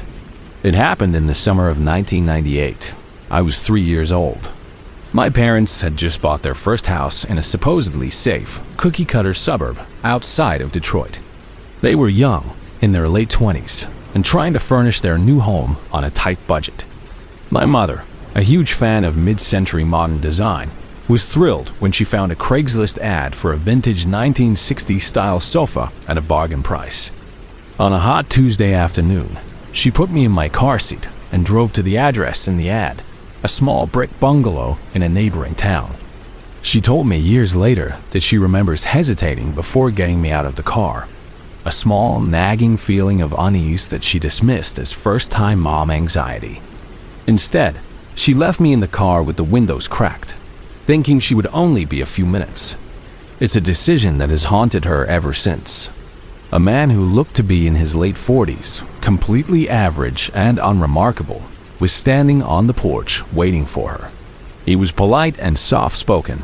He led her inside a house that felt strangely empty and sterile, as if no one really lived there. "The couch is just down in the basement," he said, pointing to an open door at the end of a short hallway. She followed him down a set of steep, rickety wooden stairs into a damp, dimly lit basement. The only light came from a single bare bulb hanging from a wire in the center of the room.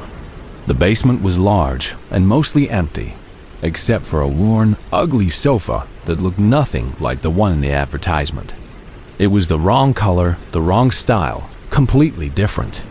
"This isn't the couch from the ad," my mother said, turning to face him. That was when his demeanor changed.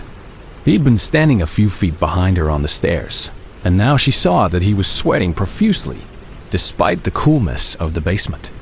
His friendly smile was gone, replaced by a strange, intense stare. He didn't answer her question about the couch. Instead, he took a step down toward her and asked in a low, quiet voice, "Are you married?" My mother, startled, said yes. "Does your husband know you're here?" he asked, taking another step. The feeling of unease she'd had in the driveway came rushing back, now a full-blown wave of terror. This wasn't about a sofa. This was a trap. She didn't answer his second question. She just turned and started to run back up the stairs. She said she could feel him right behind her, that she could hear his heavy breathing. She fumbled with the doorknob at the top of the stairs, her fingers clumsy with panic, and burst back into the hallway. She didn't look back. She sprinted through the empty house and out the front door, across the lawn, to the car where I was sitting oblivious in my car seat. She told me she could hear his footsteps pounding on the gravel driveway right behind her. She threw herself into the driver's seat and slammed the door locked down just as his hand reached the handle. She started the car and sped away, her heart hammering against her ribs.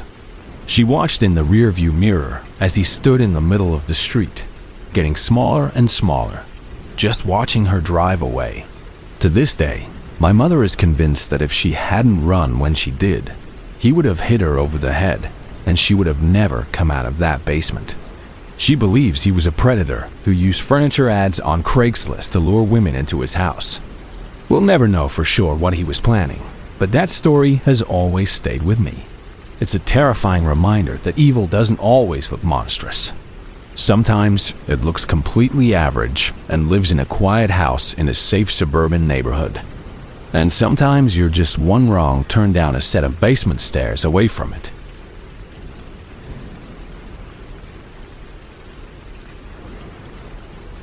I have a routine. Every evening around 7, after my classes at the University of Georgia are done for the day, I go for a walk. I don't use the campus running tracks. They're always too crowded.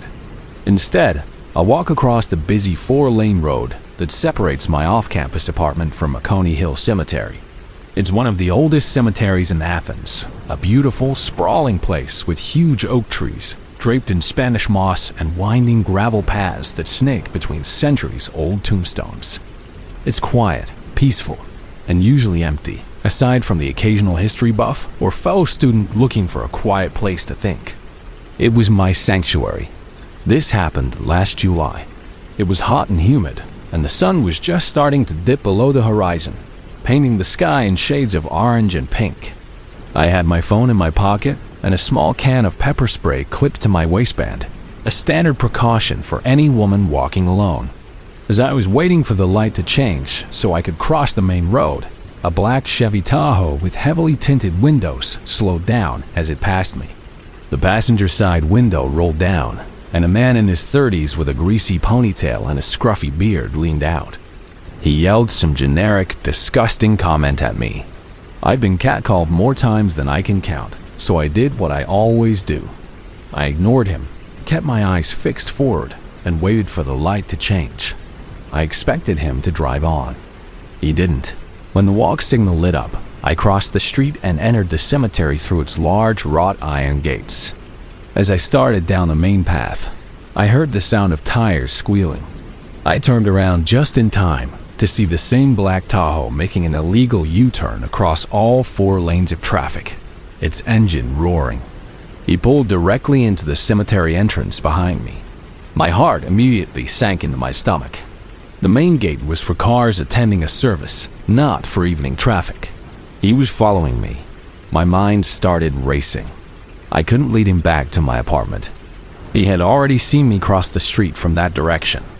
Running for the main road felt just as dangerous, as he could easily cut me off.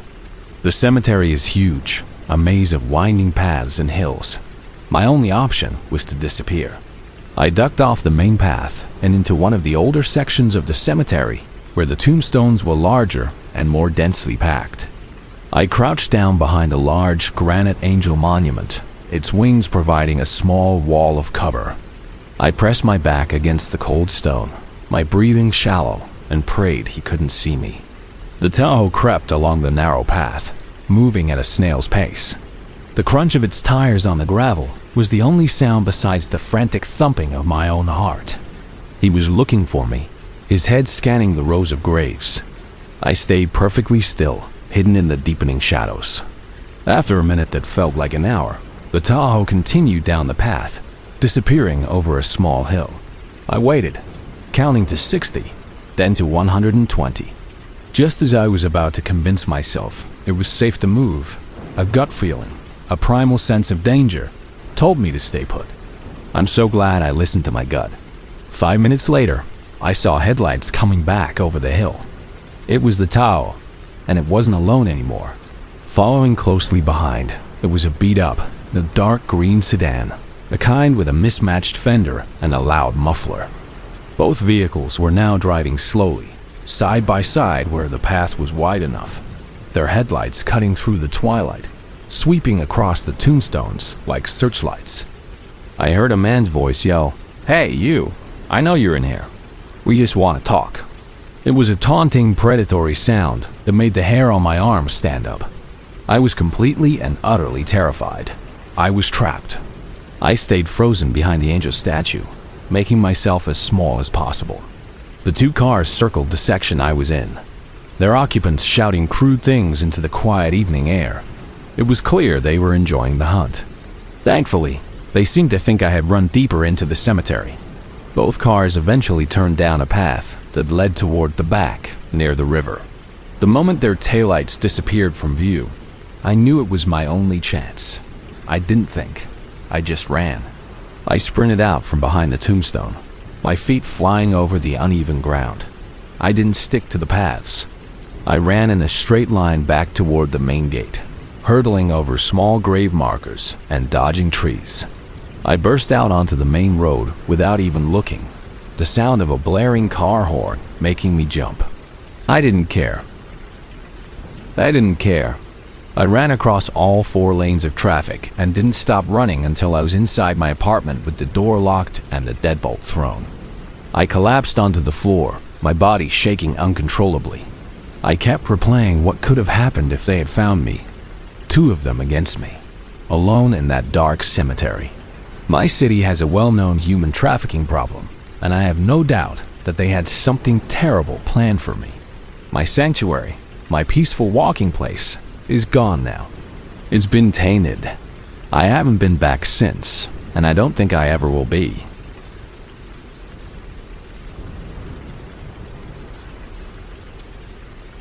It was one of those perfect summer evenings in 2022.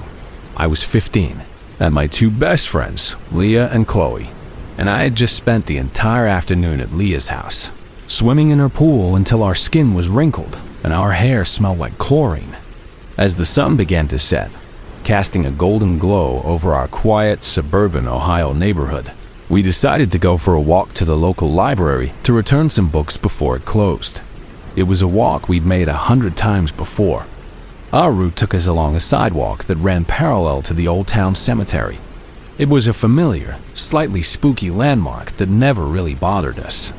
We were walking against traffic, laughing and talking about plans for the upcoming school year, feeling that teenage sense of invincibility. We were almost at the intersection where we needed to cross when a beat-up red Honda Civic with a loud muffler and tinted windows slowed to a crawl beside us. The car was packed with 3 guys who looked to be in their late 20s. They started catcalling us the usual stupid, unoriginal lines. Chloe and I just put our heads down and tried to walk faster, hoping they would get the message and leave us alone. But Leah, who was always the bravest and most confrontational of the 3 of us, stopped and turned to face them. "Can you just leave us alone, you creeps?" she yelled. The men's playful, leering expressions immediately soured into something angry and mean. The driver screamed something back at her that I couldn't quite make out as the traffic light at the intersection turned green. They sped off, tires squealing as they went through the light. We all let out a sigh of relief. We stood there for a second, watching them drive away, our hearts still pounding, but they didn't drive away. About a block down the road, we watched in horror as the Civic's brake lights flashed and the car made a sharp, aggressive U-turn, its tires screeching against the pavement. It was now speeding back towards us, head-on in the wrong lane of traffic. Panic set in. Pure animal panic. Leah and I both screamed at Chloe to run, but she was frozen, her eyes wide with disbelief. I grabbed one of her hands and Leah grabbed the other, and we yanked her with us as we scrambled off the sidewalk and into the cemetery. We ran as fast as we could, deeper and deeper into the rows of headstones, the sound of the car door slamming shut behind us fueling our terror. We found a cluster of large, old tombstones and dove behind them. Leah and Chloe huddled behind one, and I squeezed myself behind another a few feet away, my cheek pressed against the cold, rough stone. Leah had to physically put her hand over Chloe's mouth because she wouldn't stop whispering, "I don't understand. Why are we hiding?" Chloe finally fell silent when we heard their voices. Two of the men had entered the cemetery and were now actively searching for us. "Come on out, ladies," one of them called, his voice laced with a sickening mix of amusement and menace. "We just want to have some fun with you." Then they started describing, in graphic detail, all the disgusting things they were going to do to us when they found us. They moved through the graves, kicking at headstones and making loud, whooping noises, trying to startle us into revealing our location. I could hear their footsteps getting closer, crushing the dry leaves on the ground. My heart was hammering against my ribs so hard I was sure they could hear it. I started thinking about what I would do if they found me. Could I run? Could I fight? I was small and terrified, and there were two of them. They were only a few rows away from us when we heard the third man, the one who had stayed with the car, yell out to them, "Hey, forget it, man. Just come on. We gotta finish this beer run." His voice was annoyed, not with what his friends were doing, but with the fact that it was taking too long. That, more than anything, chilled me to the bone. To them, we were just an inconvenient detour. After a moment of grumbling, the two men turned and walked back toward the road. We stayed hidden, not daring to breathe, until we heard the car door slam again and the sound of the engine fading into the distance. We didn't move for another 10 minutes.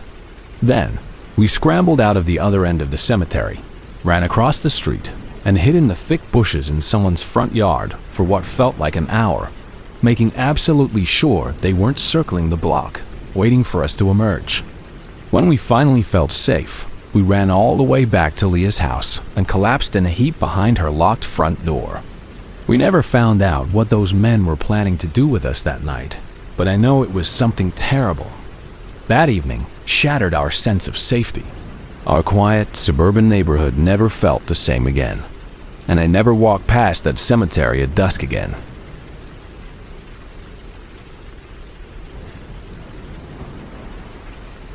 It was late July of 2022, and the air in our suburban Oregon home was thick and still. My parents and younger sister had left 2 days earlier for a 2-week road trip to visit national parks, a trip I'd opted out of because of my summer job. I had the entire house to myself for the first time, and after a grueling 50-hour work week, I was ready to enjoy it. On Friday night, I had a few of my friends over. It wasn't a wild party, just me, Mark, and Sam, sitting in the living room with the air conditioning blasting, drinking cheap beer and playing round after round of Mario Kart. The night wound down around 11. Mark was the designated driver, so he was sober, but Sam and I were pretty buzzed. I walked them to the front door. We did our usual handshake-hug combo, and I watched Mark's sedan pull away from the curb before locking the deadbolt and heading upstairs. I didn't even bother to brush my teeth. I just fell into my bed and was unconscious within minutes. The next thing I knew, a high-pitched chiming sound was cutting through my deep, alcohol-induced sleep. It took me a few seconds to place it. The doorbell. I rolled over and squinted at my phone on the nightstand. The screen glowed with the time. 4:13 in my head was pounding, and my first thought was that I was dreaming.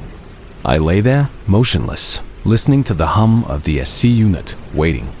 Then it came again, a series of 3 quick, insistent presses. Ding dong, ding dong, ding dong. This was real. I sat up, the room spinning slightly. My mind, still foggy with sleep and cheap beer, started racing through the worst-case scenarios. I'd pictured Mark's car wrapped around a telephone pole. Maybe he'd dropped Sam off and then gotten into an accident on his way home. A wave of panic washed over me. I stumbled out of my room and into the dark hallway, yelling down the stairs. "Hang on, I'm coming." My voice was gravelly. As I made my way down the carpeted steps, gripping the banister to keep my balance, my thoughts shifted. Maybe it wasn't an emergency. Maybe Sam had left his wallet or his keys. That seemed more likely. Still, my heart was hammering against my ribs. Who shows up at someone's house at 4 in the morning for a lost wallet? I reached the bottom of the stairs and walked through the small foyer to the front door. The porch light was off, so all I could see through the peephole was a distorted, shadowy figure. Without thinking, fueled by a stupid mix of lingering drunkenness and concern for my friends, I unlocked the deadbolt and pulled the door open. And there she was, Chloe. For a bit of context, my history with Chloe wasn't just a simple breakup. It was a 1.5 year long emotional demolition derby. We dated for almost 3 years, and for most of that time, I thought she was the one. Then I found out she'd been cheating on me with a guy from her work. We broke up, but it wasn't a clean break. It was a chaotic cycle of tearful apologies, me foolishly taking her back, and then finding out she was still talking to him or someone else. It took every ounce of my willpower to finally end it for good. I blocked her number. I blocked her on Instagram, Facebook, and Snapchat.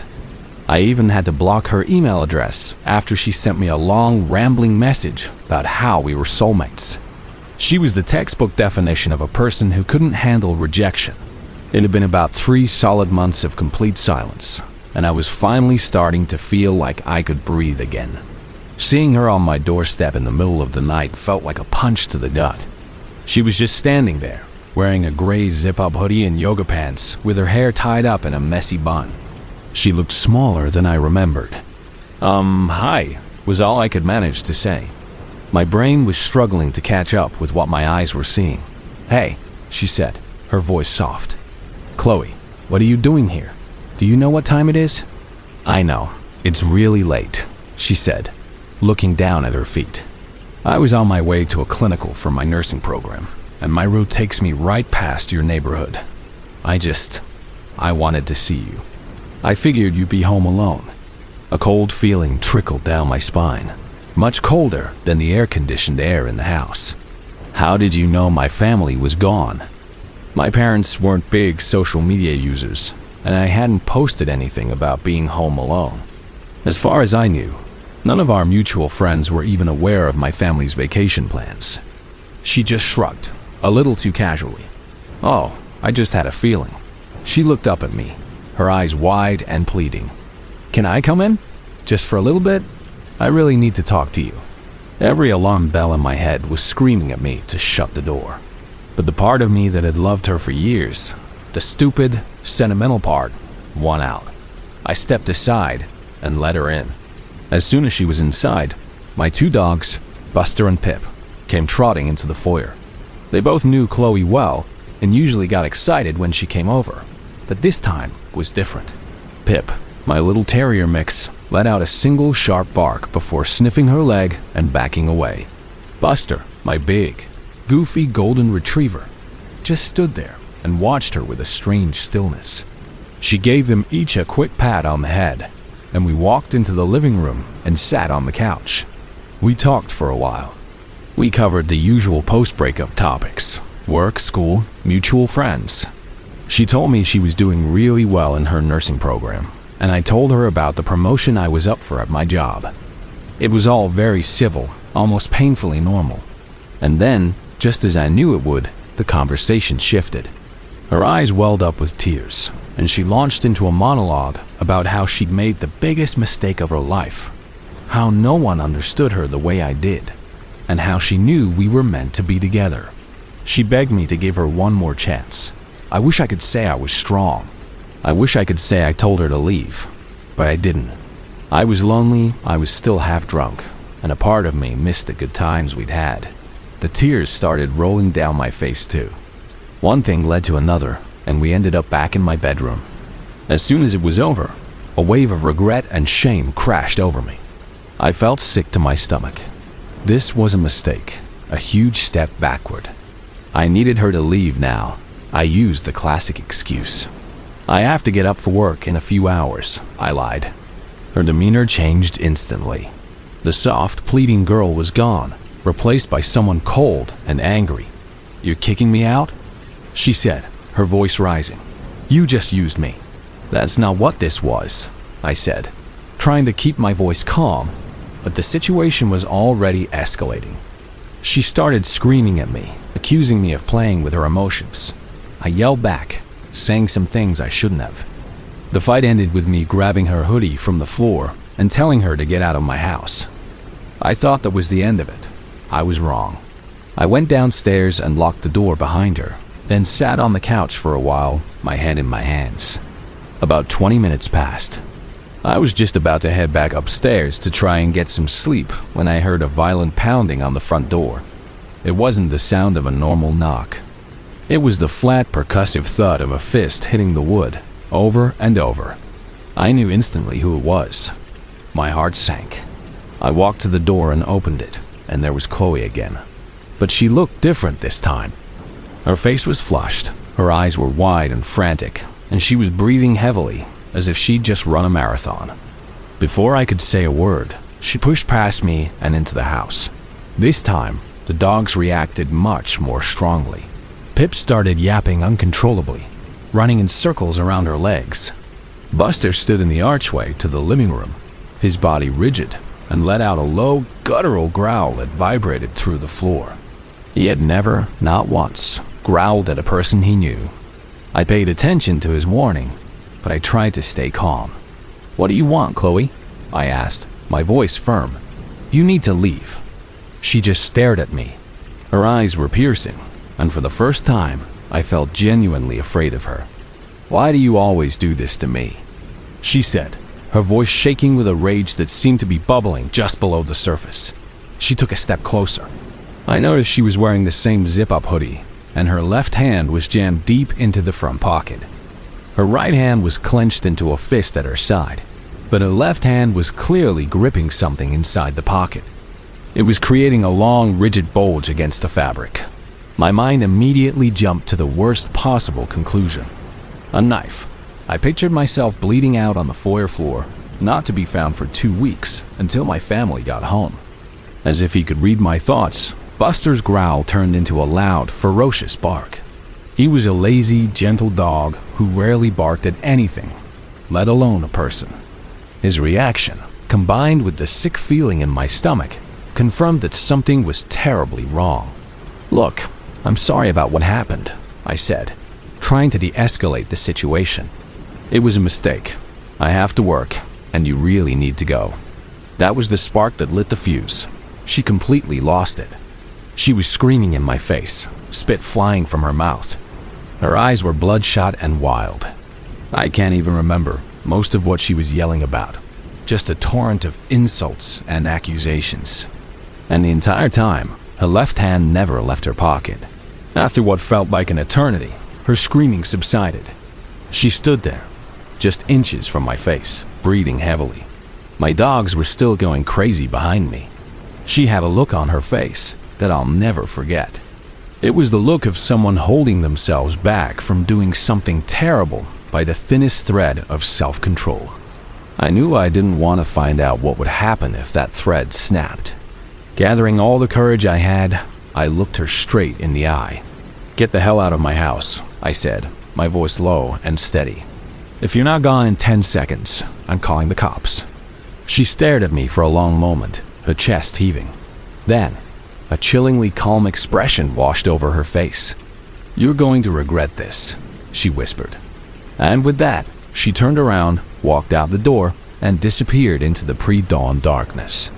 I slammed the door shut and locked the deadbolt, my hand shaking. I ran to the living room window and watched as she got into her car and sped away. I stayed by that window for the next 2 hours, watching the sun come up, terrified that she would come back. Thankfully, she didn't. I haven't seen or spoken to her since that night. I still don't know for sure what she was holding in her pocket, but I have a pretty good idea. I don't think I was just being paranoid.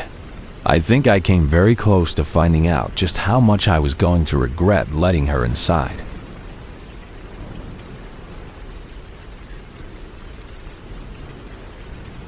I have a very specific memory from when I was 10 years old that feels less like a memory and more like a scar. It's the kind of moment that divides your life into a before and an after. Before, the world was a mostly safe place, governed by rules that adults followed. After, I understood that those rules were imaginary, and that monsters looked just like regular people. It was 2008. My parents' divorce was still fresh and raw, and my dad had custody of me on the weekends. He tried his best to make our time together fun, and our new ritual was a trip to the movies every Saturday afternoon. He would pick me up, along with my 2 slightly older cousins, and we'd all pile into his truck and head to the cheap show, a rundown second-run movie theater on the edge of town. I loved that place. It smelled of stale popcorn and disinfectant. The floors were perpetually sticky, and the seats were lumpy. But to me, it was magical. On this particular Saturday, I was feeling good about myself. I was wearing a brand new hoodie with colorful sequined hearts on it, and I felt proud of my appearance in that specific, uncomplicated way that only a 10-year-old can. Before the movie, my dad enforced his one unbreakable rule. Everybody goes to the bathroom. My dad and my 2 male cousins headed into the men's room. In a rare act of defiance, I declared that I didn't need to go and decided to wait for them in the small, dingy lobby outside the restrooms. I was enjoying my small moment of independence, examining a faded poster for a movie that had come out months ago. That's when 2 men walked over and stopped directly in front of me. They weren't going into the bathroom. They were coming to me. One was short and stocky, with a friendly, round face, and the other was tall, thin, and completely silent. He just stood behind the first man, staring at me with blank, emotionless eyes. At first, I didn't feel any fear. They were just 2 grown-ups, and I had been taught to be polite to grown-ups. The shorter man, the one doing all the talking, leaned down, invading my personal space. "Excuse me," he said, his voice a syrupy, falsely sweet drawl. "How old are you?" My birthday was a few weeks away, and for some reason, in that moment, I wanted to seem older, more mature for these 2 strangers. "I'm 11. I lied. He seemed very pleased with this answer. A slow, awful grin spread across his face. It was a lopsided, toothy smile that didn't reach his eyes. It was a predator's smile, and even though I didn't have the words for it then, my body understood. A cold, heavy feeling settled in the pit of my stomach. 11, he repeated slowly. "You're a big girl for 11. You got a boyfriend?" I swallowed hard, the anxiety rising in my chest like a tidal wave. "No," I stuttered out, my eyes darting toward the men's room door, praying for my dad to come out. His grin widened. He looked impossibly happy with my answer. "No boyfriend?" he said, his voice dropping to a conspiratorial whisper. "Do you want one?" That was it. The question was a switch that flipped my 10-year-old brain from confused and uncomfortable to pure, unadulterated terror. My fight or flight response kicked in, and my body chose flight. In a single panicked motion, I spun around and flung myself into the women's restroom. My entire escape was predicated on a single, simple piece of childhood logic. They were boys, and this was the girls' room. It was a sanctuary they could not, would not, break the rules to enter. I didn't hold the door shut. I didn't hide in a stall. I just stood in the middle of the empty, tiled room, my heart hammering against my ribs, believing that an invisible force field now protected me. And for whatever reason, they didn't follow me. I paced back and forth, my new hoodie suddenly feeling tight and suffocating. I went to the sink and splashed cold water on my face. looking at my own terrified reflection in the cracked mirror. I wanted my dad, but the same logic that kept the men out was now keeping me in. I couldn't go into the men's room to get him. I was trapped. After what felt like an eternity, I heard the door to the men's room creak open. I peeked out and saw my dad standing there with my cousins. I ran to him and hugged him with all my might, burying my face in his jacket. He, being the joker he always was, asked if I'd wash my hands before getting my grubby mitts all over him. I ignored his joke and, in a choked whisper, told him what had happened. I watched as his face transformed. The easygoing, joking dad disappeared, replaced by a man I barely recognized. A cold, quiet fury settled in his eyes. "Point them out to me," he said, his voice low and dangerous. I peeked around his side and saw them. They were standing at the snack bar, buying popcorn and drinks, laughing with each other as if nothing had happened. I pointed them out, then immediately hid behind my dad again. "I'm going to go say something to them," he said. "No." I started begging him, tears welling up in my eyes. "Please, Dad, don't. I don't know why I did it." A part of me was terrified of the confrontation, of making a scene, of having to be near them again. But another, more confused part of my 10-year-old brain somehow felt that I didn't want them to get in trouble. After a minute of my desperate pleading, he relented. We stayed for the movie, but I couldn't focus. I just sat in the dark, feeling their presence somewhere in the theater. As we were leaving, we passed them in the hallway. I pulled the hood of my new hoodie up over my head and hid my face in my dad's side, but I felt their eyes on me as we walked past. That day, two men taught me a lesson that has stayed with me my entire life. Monsters are real, and sometimes the only thing that separates you from them is a flimsy door and a set of rules they might decide to break at any moment.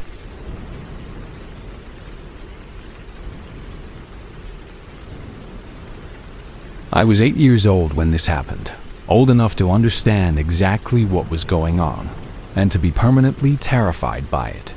My family had been living in a nice, quiet neighborhood, but we were in the process of moving to a new house across town. On our street, there was one woman who was the designated neighborhood babysitter, a Mrs. Gable. She watched almost all the young kids on the block, including my younger sister Sophie, who was 4, and sometimes me on the days there was no school.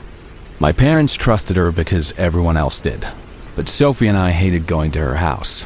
Mrs. Gable was a sour, pudgy woman with greasy hair and 2 of the most annoying sons I had ever met. She was openly rude to every child that wasn't her own. Her own kids, who were around my age, were spoiled brats who were constantly screaming, fighting, and hitting each other with plastic toys. Mrs. Gable did nothing to stop them. In fact, she seemed to encourage it. Everything was normal, in a dysfunctional sort of way, for a while, but her behavior got progressively weirder. I remember one afternoon, it was nap time for the younger kids. She forced all the children she was babysitting, including me, to sit in a corner on the hard floor and be silent for over an hour, while her own sons got to stay in the living room and watch cartoons. Another thing she did was make chocolate milk for her boys, and then tell the rest of us that we could only have water from the tap. My sister Sophie, despite being only 4, had a strong sense of justice and was not afraid to speak her mind. She told my mom all about how Mrs. Gable treated us versus how she treated her own children. My mom was angry, but since we were moving in a month anyway, and because she wasn't sure if we were exaggerating like little kids sometimes do, she decided to just let it slide and find a new babysitter once we were settled in our new house. We moved into the new house, a place where I would spend the rest of my childhood. Things were great for the first week or so. It was a fresh start, and then the calls started. We had changed our home phone number when we moved, so I have no idea how Mrs. Gable and her husband found it so quickly. She would call our house every single day, sometimes multiple times a day, leaving furious, screaming voicemails on our answering machine. She claimed we owed her money for babysitting services we had booked in advance and then canceled by moving. It was completely insane. My parents had paid her in full for every hour she had ever worked. Soon, her husband started calling too. His voice was low and menacing, and he would just breathe into the phone before hanging up. My parents grew more and more agitated and worried. They were being harassed, and it was escalating. One night, it all came to a head. It was around 10 p.m. My sister and I were asleep in our beds when we were woken up by a deafening banging on the front door. It wasn't knocking. It was someone pounding on the door with their fists, over and over. Sophie was terrified and started crying. I got out of bed to see if my parents were awake. They were just waking up, looking confused and alarmed.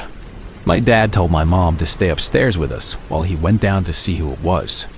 I foolishly stood at the top of the stairs, peering through the railing of the banister, my heart hammering in my chest. When my dad opened the door, I felt sick to my stomach. Standing on our new front porch were Mrs. Gable and her husband. They had found our new address. Her husband started screaming at the top of his lungs, his face purple with rage. "You owe us money. Pay us what you owe," he bellowed, and as he said it, he raised his hand. He was holding a knife. It was a long, grimy-looking kitchen knife that glinted under the porch light. My dad, seeing the knife, told them calmly but firmly that we weren't going to pay them anything and that they needed to leave our property immediately, or he would call the police. The husband didn't care. As my dad tried to shut the door, he stuck his foot in the opening, trying to force his way inside our house. My dad was pushing with all his might to get the door closed. Mrs. Gable was right behind her husband, screaming incoherently. Upstairs, my mother had quietly picked up the phone in her bedroom and was whispering to a 911 operator. My dad finally managed to slam the door shut and lock it, but it didn't stop. They continued to pound on the door, and now the front windows. Their screaming muffled, but still terrifying. I was so scared I started crying, which made Sophie cry even harder. They finally left about 10 minutes later, just before the police arrived. My parents gave the police their names and their old address. They were arrested later that night. Mrs. Gable and her husband were released a few days later, but with a restraining order that forbid them from coming anywhere near our house. I always wondered what would have happened if he had gotten inside that night. I wonder if their two bratty sons were at home, alone in the dark, while their parents were out terrorizing my family with a knife. I don't know if she ever babysat again, but if she did, I feel sorry for those kids. To the psychotic babysitter and her crazy husband, I pray to God I never see either of you again.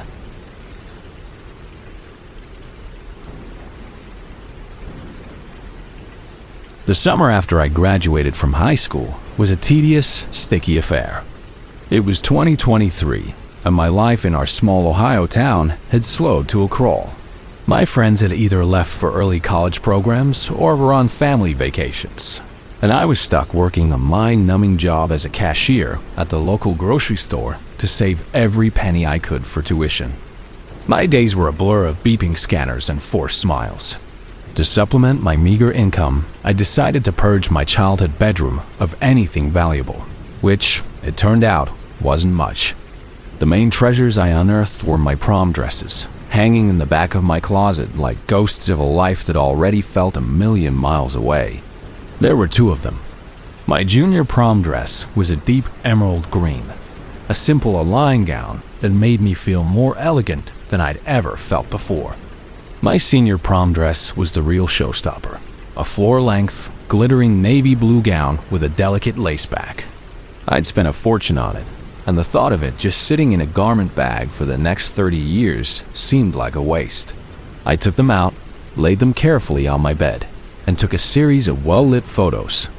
I wrote a detailed, honest description for a Craigslist ad, including the brand, the size, the original price, and the fact that it had been professionally cleaned. I listed them as a pair for $150, a steal for anyone who knew what they were worth. I hesitated before posting. My dad had always warned me about Craigslist, calling it a cesspool for degenerates. But Facebook Marketplace felt too public, and I didn't want to deal with the hassle of shipping them. A local pickup for cash seemed like the simplest solution. I posted the ad, specifying that I would only meet in the very public lobby of the town police station during business hours.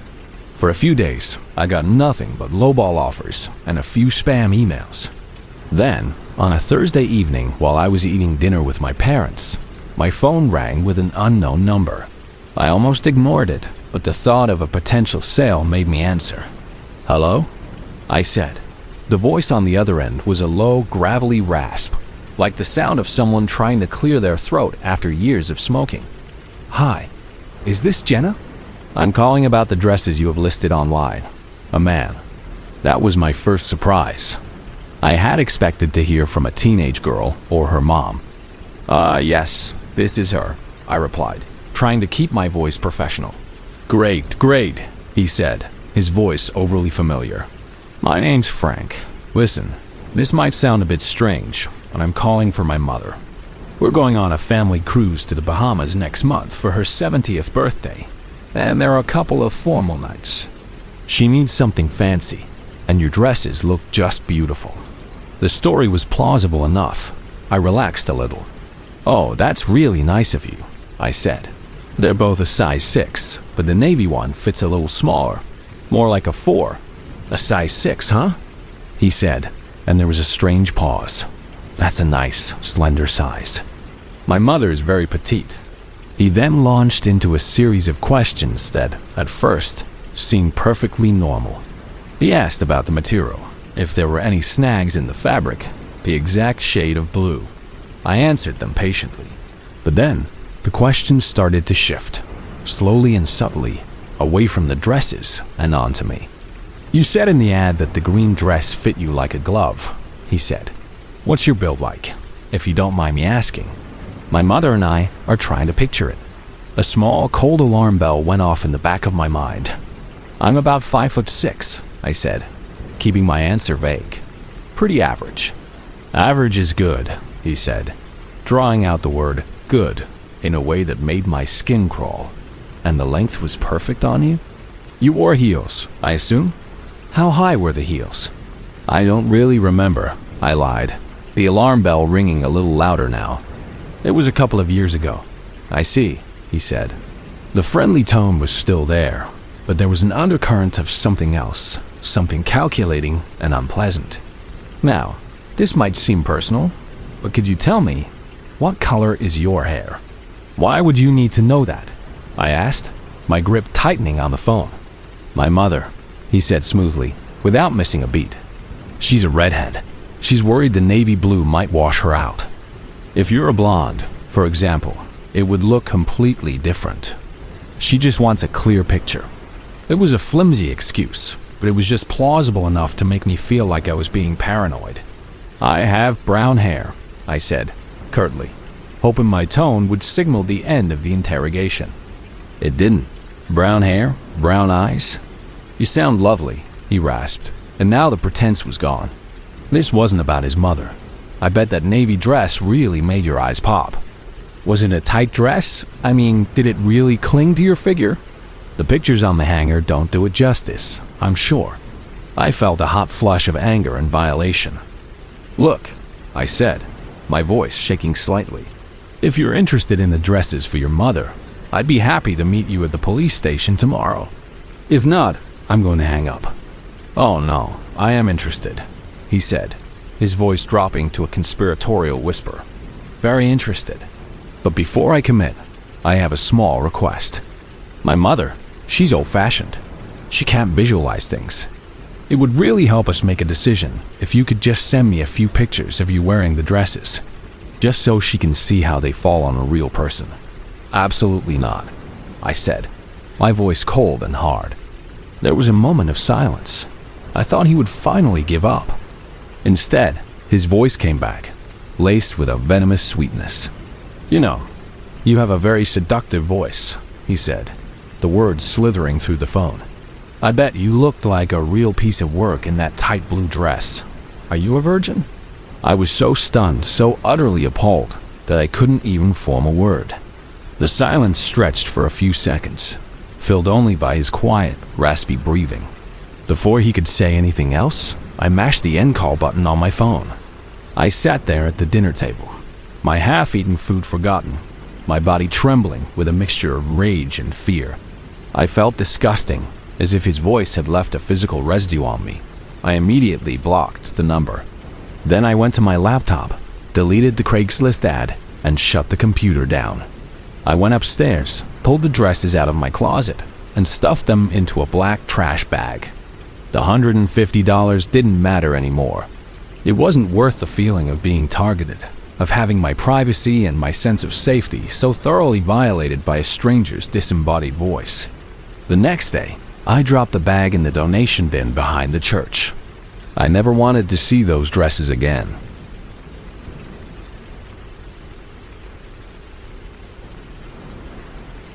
I need to make one thing perfectly clear from the start. I was young, and I didn't understand what was happening to me. My ex-boyfriend, Jordan, was a master of a quiet kind of cruelty.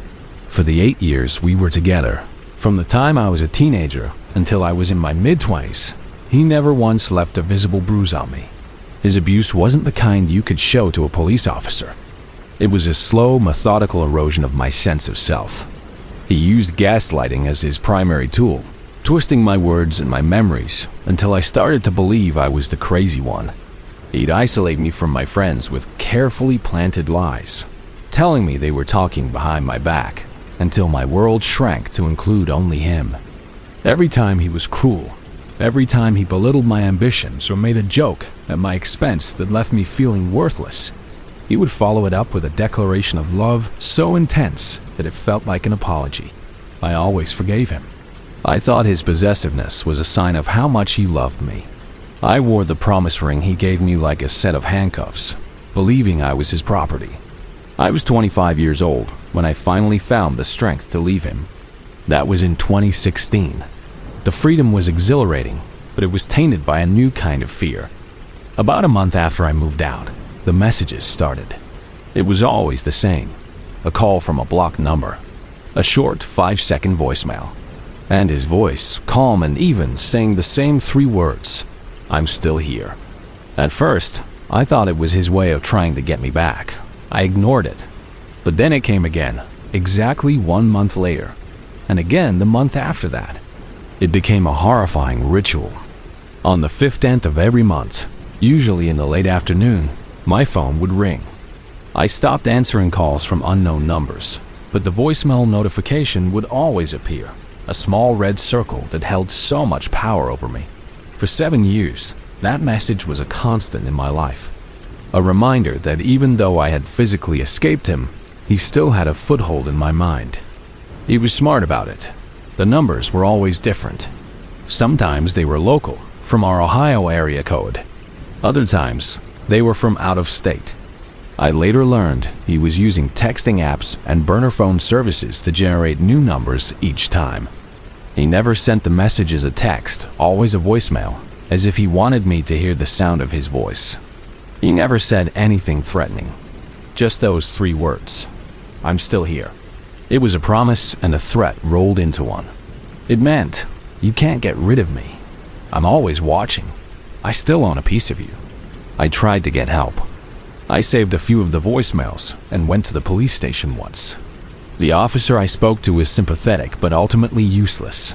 He listened patiently and told me that without a direct threat, there was nothing they could do. "He's just saying he's here, ma'am." It's creepy, but it's not illegal. My friends tried to be supportive, but they didn't really understand. "Just block him," they'd say, not grasping that I was blocking a new number every single month. The digital ghost was always 1 step ahead, so I learned to live with it. I built a new life for myself. I got a degree, started a career I was passionate about, and slowly rebuilt the friendships Jordan had tried to destroy. But every month, on the 15th, a knot of anxiety would tighten in my stomach. I'd find myself checking my phone constantly, waiting for the inevitable. The message was a monthly violation, a reminder of the years I had lost to his control. Then, about a year ago, I met Ben. He was everything Jordan wasn't. Kind, patient, and supportive. He listened to my stories about Jordan not with judgment, but with a quiet anger on my behalf. It took me a long time to trust him, to believe that his kindness wasn't just another form of manipulation. I was so used to walking on eggshells that a stable, healthy relationship felt foreign and unnerving at first. But Ben was persistent, and slowly, he helped me see what real love looked like. 4 months ago, on a trip to Hocking Hills, he asked me to marry him. It was the happiest moment of my life. When we got back, we took a photo with me showing off my engagement ring, both of us grinning like idiots. I hesitated for a long time before posting it on Facebook. My profile was private, but I knew Jordan was clever enough to find a way to see it. A part of me was terrified of what he might do, but another, stronger part of me refused to let him control my happiness any longer. I posted the picture. The 15th of the next month came and went. Nothing. I was on edge all day. My phone clutched in my hand, but it never rang. I told myself it was a fluke, that he was just busy. The 15th of the following month arrived. Again, silence. It has now been 4 months, and the messages have completely stopped. The silence is a relief, but it's also deeply unsettling. I've spent a lot of time trying to understand why he would stop now, after 7 years of relentless harassment. And I think I know the reason. The engagement ring on my finger. The public declaration that I was going to be someone else's wife in his twisted mind. That meant I was no longer his to torment. He didn't stop because he respected my new relationship. He stopped because he saw me as property that had been transferred to another owner. I was no longer his to play with. This thought is almost as horrifying as the messages themselves. It's a glimpse into the possessive, objectifying way he always saw me. I wish I could say I feel safe now, but I don't. The silence feels conditional, temporary. I still flinch when I get a call from an unknown number. Sometimes, when I'm walking to my car after work, I'll see a man with the same build as him, and my heart will seize in my chest. He taught me that his presence doesn't have to be physical to be felt. The voicemails may be gone, but the ghost of his voice is something I'm afraid I'll be hearing for the rest of my life. He's not here anymore, but in a way, he still is.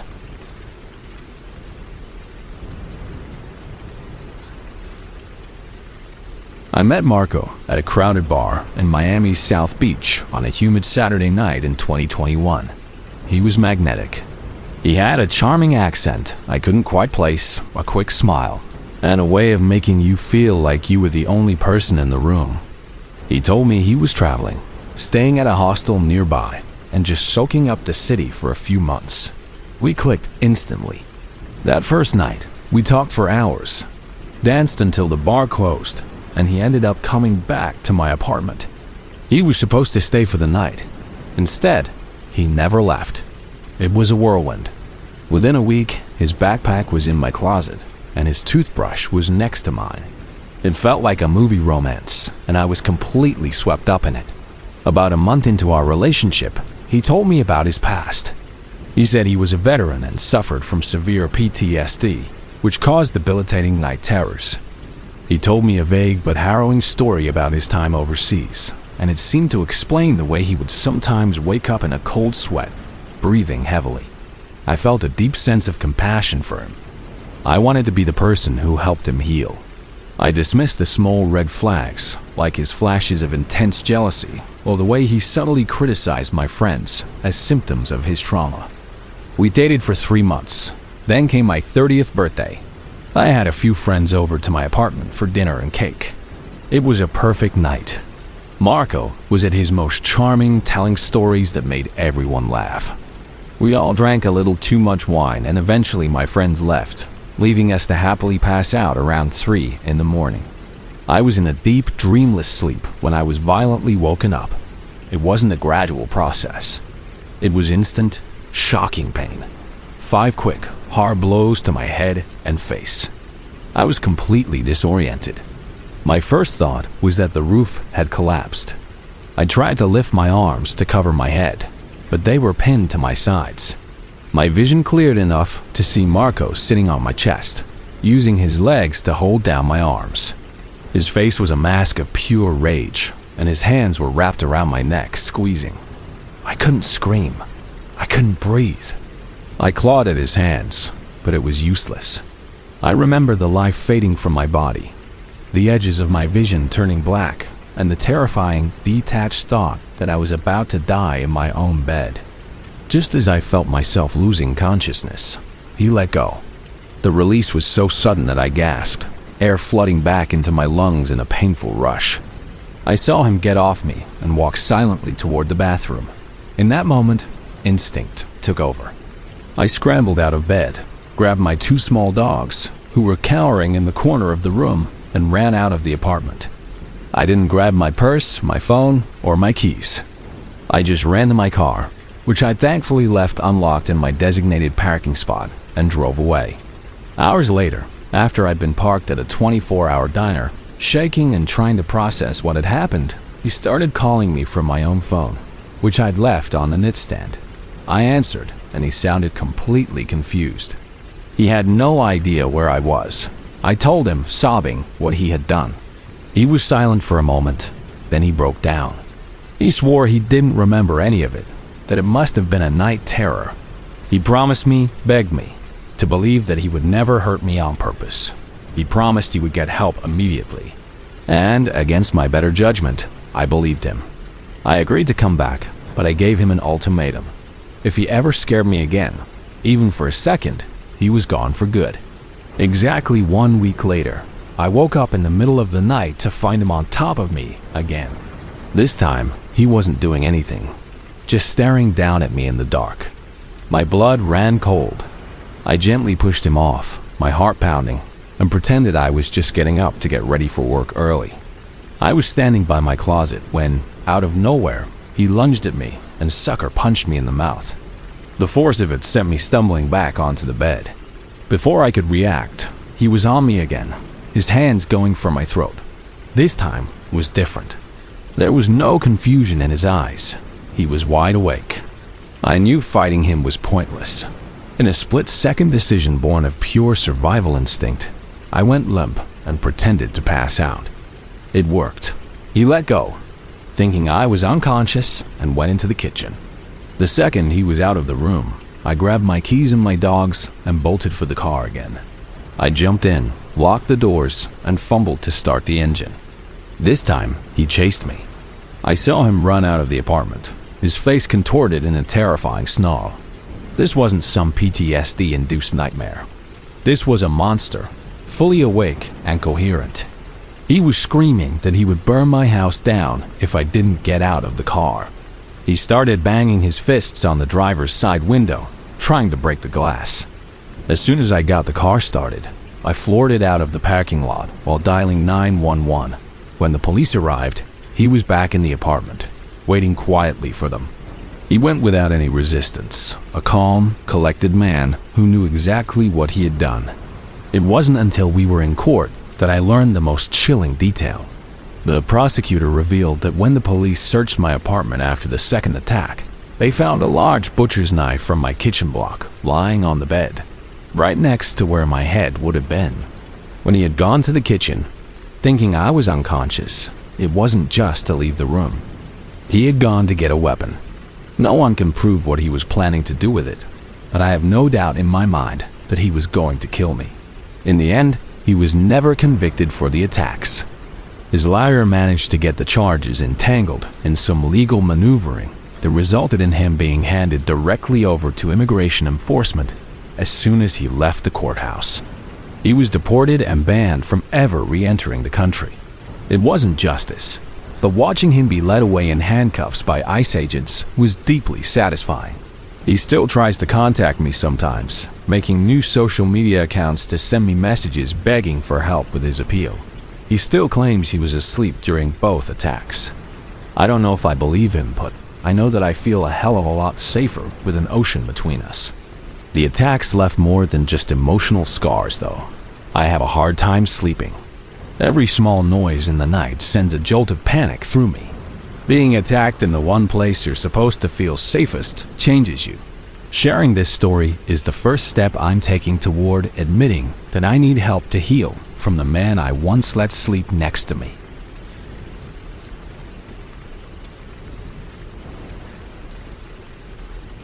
I've always been an introvert, more comfortable with books than with people. When I started my freshman year of college at a massive university in a new city, That introversion quickly morphed into a profound sense of loneliness. In an attempt to combat this, I made a promise to myself. I would learn to enjoy my own company. I started taking myself out, going to museums, trying new coffee shops, and, my personal favorite, going to the movies alone. It was empowering. So, when an obscure indie horror film I'd been dying to see for months finally came to the local art house theater, I didn't even bother asking any of my new dorm mates to go with me. This was my thing. I bought my ticket online a week in advance, carefully selecting what I considered the perfect seat. Aisle, middle row, dead center. It cost $16, a splurge for a college student, but I wanted the full, uncompromised experience. The theater was one of those new luxury cinemas with plush reclining seats and a full bar in the lobby. I went on a Tuesday night, and as I expected, the place was practically empty. There were maybe 3 or 4 other people scattered throughout the auditorium. I walked to my row, and my heart sank with a specific kind of social anxiety. A man was sitting in my seat. He was in his mid-40s, dressed in clothes that were a little too young for him, and was already munching loudly on a bag of popcorn. My mind raced through the possibilities. I could show him my ticket on my phone and politely ask him to move. But the thought of confrontation, however minor, made my stomach twist into knots. The theater was empty. It was easier, I reasoned, to just let it go. I took a seat 3 chairs down from him, leaving 2 empty spaces between us as a buffer. During the pre-show trailers, I could feel him looking at me. I tried to ignore it, focusing intently on the screen, but his gaze was persistent. Finally, when I couldn't stand it anymore, I glanced over at him. He immediately smiled, a wide, toothy grin that didn't reach his eyes. He extended a hand across the empty seats. "Hey," he said, his voice a little too loud for the quiet theater. I don't know why I did it. Maybe it was the ingrained politeness, the fear of seeming rude. I leaned forward and shook his hand. It was clammy, and he held on for a second too long. "I'm Greg," he said. "Maya," I replied, pulling my hand back. Then the questions began. "So, Maya, are you here all by yourself?" he asked, his eyes scanning the empty seats around me. The question was innocuous, but his delivery, the pointed emphasis on the word alone, sent a shiver down my spine. "Yes," I said, my voice barely a whisper. It was obvious, but saying it out loud suddenly made me feel incredibly vulnerable. He seemed pleased with my answer. "What's a pretty girl like you doing at the movies all alone on a Tuesday night?" He continued, leaning closer. "What college do you go to? What are you studying?" I answered his questions robotically, my mind blanking on any potential lies. I was frozen, trapped in a social contract I didn't know how to break. Then he asked, "Can I buy you a beer? My treat?" I looked young for my 19 years, and he had to have known I was underage. It wasn't a kind gesture. It was a test, a way to push my boundaries. "No, thank you," I said firmly. "I don't drink." He smirked, as if my rejection was part of the game. "Suit yourself," he said, and then he got up and headed toward the lobby. The moment he was gone, a wave of relief washed over me. This was my chance. I grabbed my jacket and my purse and moved not just a few seats away, but to a different row entirely, several rows behind where we had been sitting and on the opposite side of the theater. I sank into the new seat, my heart pounding, hoping he would get the message. He didn't. When he came back, holding a large plastic cup of beer, he stood at the end of our original row, looking confused. I watched, horrified, as he scanned the dark theater. His eyes found me. I could see the exact moment he registered my new location. He didn't hesitate. He walked directly up the aisle to my new row and, despite the dozens of empty seats available, sat right next to me, leaving no buffer this time. I was paralyzed with fear. His intentions were no longer ambiguous. This was not a misunderstanding. This was predatory. The movie had started, but he wasn't watching it. He kept leaning toward me, trying to whisper things in my ear over the film's soundtrack. I could smell the stale beer on his breath and the cloying scent of his cologne. I just stared at the screen, my body rigid, praying for him to stop. Then, he did something that made my blood run cold. He leaned in so close, his shoulder was touching mine, and whispered directly into my ear. "Hey, don't make this weird. Let's just hold hands." He moved his clammy hand into the space between us, hovering it just above my lap. He just left it there, waiting for me to take it. That was it. My survival instinct finally kicked in, overriding my fear of being rude. I shot up out of my seat. "Where are you going?" he asked, his voice a mixture of surprise and annoyance. "To the bathroom," I stammered, the first lie I could think of. The second the words were out of my mouth, I realized my mistake. I had just told him exactly where I was going. I didn't wait for his response. I ran out of the auditorium and into the brightly lit hallway, my lungs burning. I locked myself in a bathroom stall and slid to the floor, finally letting the panic attack I'd been holding back wash over me. I stayed in that stall for at least 15 minutes, trying to figure out what to do. I was too scared to go back into the theater, but I was also terrified that he might be waiting for me right outside the bathroom door. When I finally worked up the courage to leave, he was there. Not right outside the door, but in the main lobby, seemingly waiting for me. When he saw me, his face twisted into an ugly sneer. "What's your problem?" he said, his voice loud enough to make a nearby employee look over. "You shouldn't wear so much makeup and dress like that if you don't want the attention." You were leading me on. He started to follow me as I walked quickly toward the exit, insulting me, calling me a tease. I saw a young employee, a kid who couldn't have been more than 17, and I walked right up to him. "This man is harassing me and won't leave me alone," I said, my voice shaking. The kid, to his credit, puffed out his chest and stepped between us. "Sir, you need to stop following her," he said. "You need to come with me and speak to the manager." I didn't stay to see what happened next. The second Greg's attention was on the employee, I bolted. I ran out of the theater and didn't stop until I was back in the relative safety of my dorm, with the door locked and a chair wedged under the handle. That night, a man didn't just ruin a movie for me. He stole my newfound confidence and replaced it with a lingering fear that has been much harder to get rid of.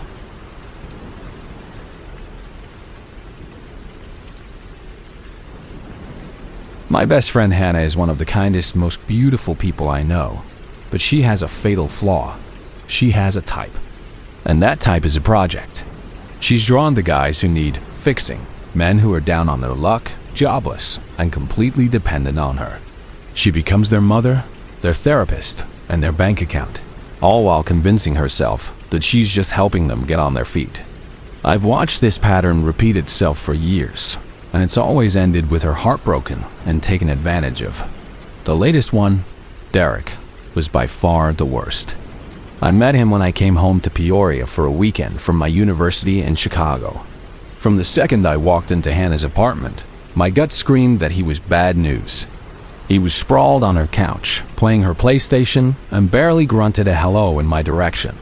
He had this air of smug entitlement, like he was doing her a favor by letting her pay his way through life. He had no job, no ambition, and no intention of ever getting either. He was a user, plain and simple, and I couldn't understand what she saw in him. I tried to be nice for her sake, but I disliked him intensely from that first moment. A few months later, Hannah drove up to Chicago to visit me for the weekend. I was excited to see her, to get her away from him for a couple of days. We went out to dinner, did some shopping, and had a great time. But later that night, back in my dorm room, she finally broke down. She told me things with Derek had gotten bad. He had become incredibly controlling and possessive. He would check her phone constantly, demanding to know who she was texting. He'd become verbally abusive, calling her names and putting her down whenever he was in a bad mood. She said she was scared of him and that she wanted to break up with him. I was relieved to hear her say it, but also terrified for her. "Hannah, you have to be careful," I told her. "Guys like that are unstable. When you try to leave, he's going to do one of three things. He'll either attack you verbally, attack you physically, or he'll threaten to kill himself to manipulate you into staying. Or maybe all three." She just laughed it off. telling me I was being dramatic and that he would never hurt her. We talked late into the night, and by the time we went to sleep, she seemed determined to end it as soon as she got home. At around 7 the next morning, I was woken up by the sound of her crying. She was pacing back and forth on the other side of my small dorm room, her phone pressed to her ear. I could hear a man's voice screaming through the receiver, even from across the room. He was calling her every horrible name you can imagine, accusing her of cheating on him just because she didn't answer his call at 4 in the morning. She was just sobbing, begging him to stop. I couldn't take it anymore. I got out of bed, walked over to her, and took the phone from her hand. It was probably a stupid thing to do, but I was furious. "Listen to me, you pathetic little boy," I screamed into the phone. "Her car is in her dad's name. If you so much as breathe on it, we're reporting it stolen and you're going to jail. I'm a witness. Try me." I hung up and threw the phone onto her bed. She was a complete mess. I didn't know what to do, so I called her mom. I've known their family since I was a kid, and her mom is like a second mother to me. I explained what was happening, and her dad, who was on the extension, became absolutely livid. He took over, calling Derek back and threatening him with the police if he didn't leave the apartment keys and the car immediately. After all of that, a new wave of texts started coming in from Derek to Hannah's phone. It was my third prediction. He was saying he was going to kill himself if she left him. She started to panic, feeling guilty and scared that he would actually do it. The cold, logical part of my brain took over. "Call his dad," I told her. "This is his family's problem, not yours. You are not responsible for his choices." I thought that would be the end of it. It wasn't. Despite the abuse, the manipulation, and the fact that everyone in her life was begging her to leave him, she stayed with him for another 5 months. What finally broke them up wasn't the abuse or the cheating I later found out about. It was the fact that he got arrested. I don't know all the details, but it was for a string of shoplifting incidents and for violating his parole on a previous charge from a few years back. It's been over a year now. Derek is still in jail, and Hannah is raising the puppy he got a month before he was arrested. The dog, Moose, is a sweet, goofy pit bull mix, but every time I see a picture of him, a sense of dread washes over me. That dog is a living, breathing link to Derek. I know that eventually he's going to get out of jail. And when he does, I'm terrified he's going to come back for his dog. Knowing Hannah and her kind heart, I'm scared that she'll see him standing on her doorstep and she'll let him right back in. I'm pretty sure Derek hates me for what I did, and that's fine. I'd do it again in a heartbeat to protect my friend. I just hope that when he shows up, she's finally strong enough to keep the door closed for good.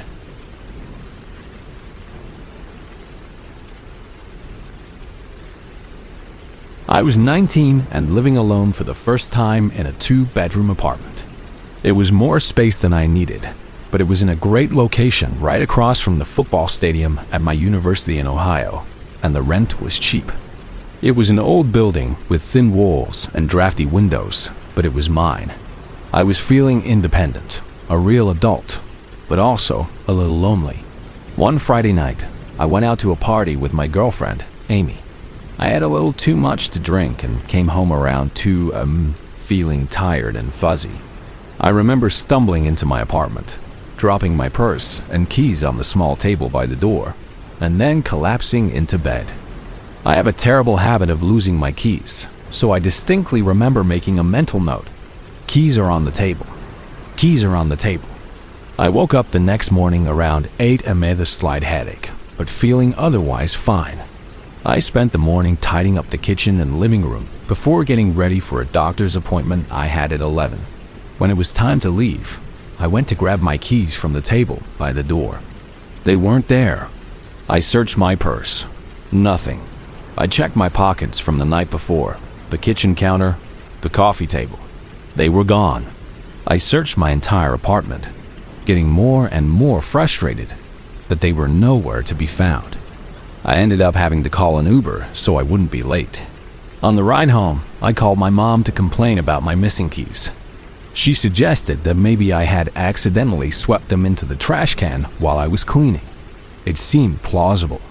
As soon as I walked back into my apartment, I was hit by a smell. It was an absolutely disgusting, revolting odor that I couldn't place. It was sour and faintly metallic, like a combination of rotting food and an unwashed body. It seemed to hang in the air, thick and oppressive. Something felt deeply wrong. I figured it was probably just some old dishes in the sink that I'd forgotten about, so I spent some time washing them, hoping the smell would dissipate. It didn't. Remembering my mom's advice, I decided to search the trash. I laid a couple of old towels on my living room floor, put on a pair of rubber gloves, and dumped the contents of my kitchen trash can out. As I started sifting through the coffee grounds and takeout containers, I found things that were not mine. There was a small plastic bag filled with what looked like pigeon feathers. There was a pair of men's athletic socks, soaking wet and cold to the touch. There was a clump of short, wiry gray hair. And there was a half-eaten peanut butter and jelly sandwich, which was especially weird because I am allergic to peanuts and never have them in my apartment. At this point, I was panicking. My hands started to shake. This wasn't just random trash. This was evidence that someone had been in my apartment. I snapped a picture of the strange collection of garbage and texted it to Amy before calling her, my voice trembling. "Amy, I think someone is hiding in my apartment," I whispered into the phone. "I came home, and there's this horrible smell, and I found all this weird stuff in my trash that isn't mine. I have a really, really bad feeling." Amy, ever the rational one, tried to calm me down. "Babe, this is just your anxiety talking," she said gently. "You live across from the stadium, and there was a huge football game last night. Maybe some drunk student wandered in and threw some stuff away. You told me you left your door unlocked sometimes. Or maybe it was from that party you had last week. Why don't you just try to relax?" I knew her explanations didn't really make sense, but I wanted so desperately to believe them. It was easier than confronting the terrifying alternative. "Yeah, you're probably right," I said, forcing a laugh. "I'm just being paranoid." She suggested I get my mind off it by coming to dinner with her and her parents that night. "Take a shower. Wear something nice," she said. "I'll pick you up at 7. I agreed, feeling a little better. I walked into my bathroom, grabbed a towel, and stripped off my clothes, throwing them in a pile on the floor. My apartment had 2 bedrooms, and since I lived alone, I used the spare bedroom as a giant closet. It was where I kept all my nicer clothes, and also where my laundry hamper was. It was nearing the end of the semester, and I hadn't done laundry in a while, so there was a giant mountain of dirty clothes on the floor in that room. Still completely naked, I headed to the spare bedroom to grab a sweater for dinner. As soon as I opened the door, the bad smell became 100 times worse. It was so overpowering I gagged, and for a second, I thought I was going to pass out. I carefully stepped over a pile of clothes on the floor and walked toward the closet. I stopped dead. My blood turned to ice. Sticking out from the bottom of the enormous pile of my dirty laundry was a hand. A large, grimy hand with faded tattoos on the knuckles. My brain short-circuited. The reasonable thing to do would have been to calmly and quietly back out of the room, get dressed, leave the apartment, and call 911. Instead, my fear manifested as rage. I shrieked at the top of my lungs. "What the hell? Who are you? What are you doing in my apartment?" Tears were streaming down my face, my entire body consumed with a terror so profound I felt like I couldn't move. A person erupted from the pile of clothes. It was a large woman, clearly high on drugs. Her hair was matted, her clothes were filthy, and her eyes were wide and frantic. She jumped to her feet and faced me, screaming, "I have a gun. I will kill you. Don't you dare call the police." That snapped me out of my paralysis. I forced myself to move, sprinting out of the room. As I ran past the kitchen counter, I grabbed my phone. I slammed the bathroom door shut behind me and locked it, collapsing onto the floor in a heap. The police terrified me, and this woman was threatening to kill me if I called them. So against my better judgment, I dialed my dad's number. As the phone was ringing, the woman started pounding on the bathroom door, shrieking and threatening me. "Let me in, you little bitch. Don't you dare call the cops. I'll fucking kill you. Dad." I sobbed into the phone when he answered. "There's someone in my apartment. She's trying to kill me. Please help me. Angela, what are you on?" My dad said, his voice annoyed. "You sound hysterical. You need to calm down." I hung up on him, the feeling of utter abandonment washing over me. With shaking hands, I dialed 911. As soon as the woman heard me speaking to the operator, giving my address, I heard her run out of the apartment, slamming the front door behind her. When the police arrived, I gave them a description of the woman. We searched the apartment. She hadn't taken anything valuable, but my entire supply of prescription anxiety and ADHD medication was gone from the medicine cabinet. The police were essentially useless. They took a report, but there was no follow-up, and as far as I know, they never found her. She had been there for 3 days. She had stolen my keys from the table that first night and had been coming and going as she pleased, sleeping in my dirty laundry while I was at my appointment. I moved back in with my parents immediately. A week later, my dad and I went back to the apartment to pack my things. While cleaning out that spare bedroom, we found her nest. There were notebooks filled with rambling, insane writings about witchcraft. There were 3 different sets of car keys that didn't belong to me, and there were dozens of fast food wrappers stuffed under the clothes. I ended up throwing away almost everything from that room. The violation I felt was indescribable. I found a new apartment on the 3rd floor of a secure building and installed cameras. For 6 months after, I couldn't enter my own home without being on the phone with someone. Sometimes, I still swear I can smell that smell again, and the fear comes rushing back as if she's still there, hiding in the shadows.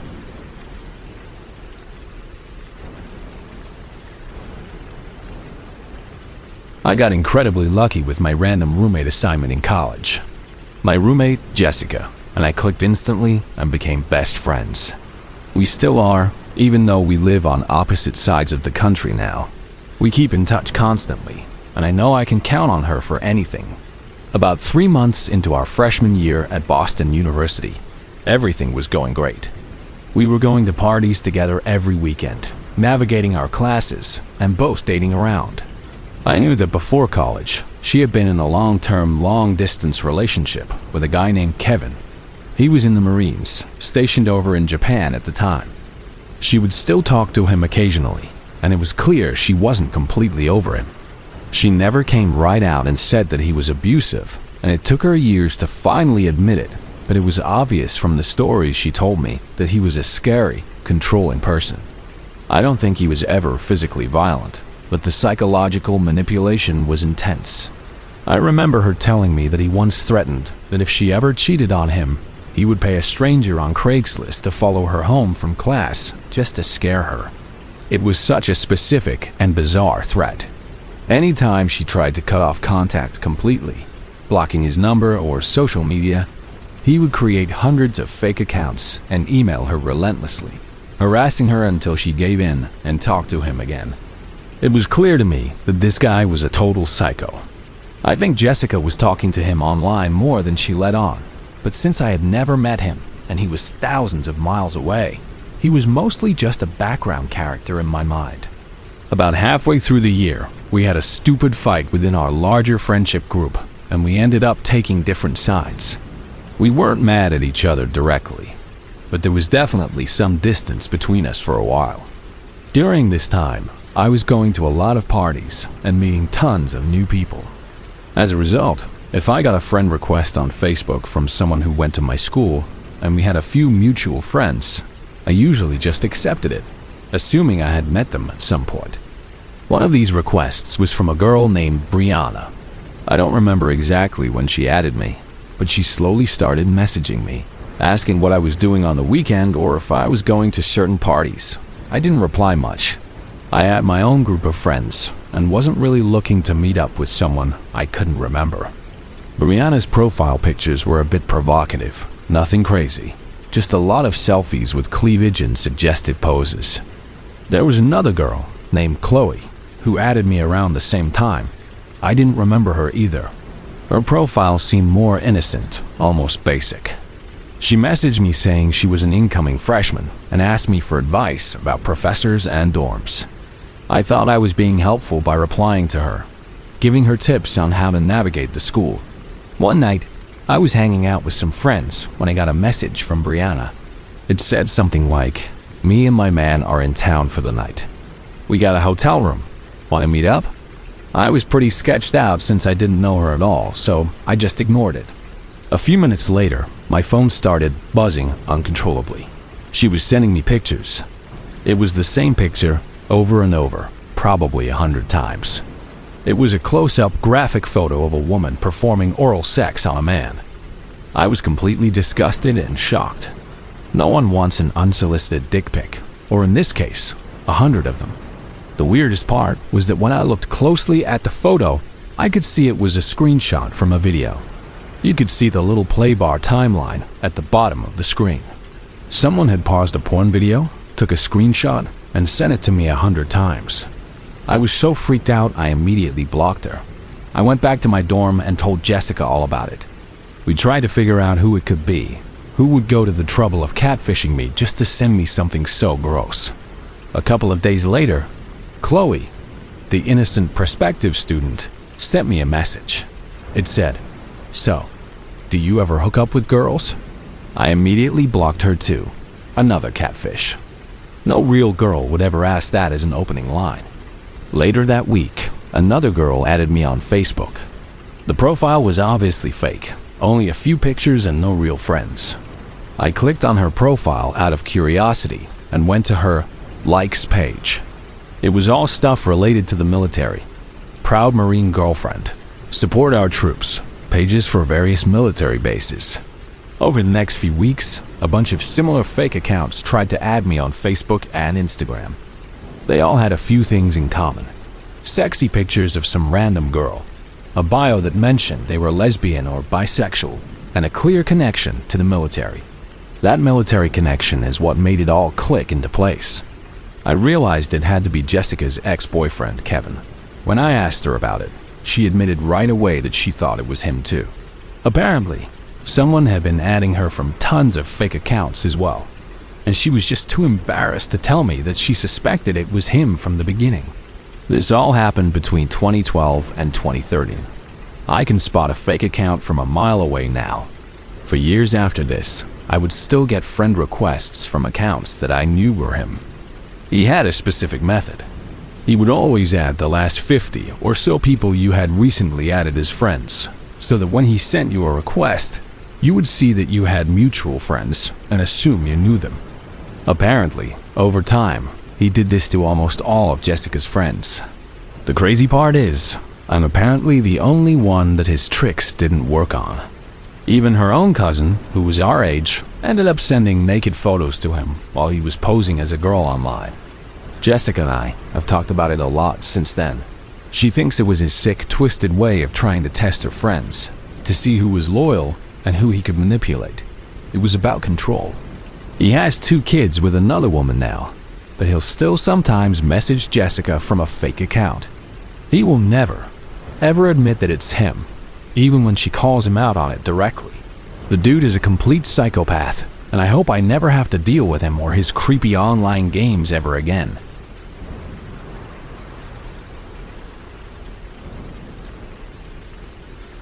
Back in 2014, when I was 18, I was a pretty clueless kid.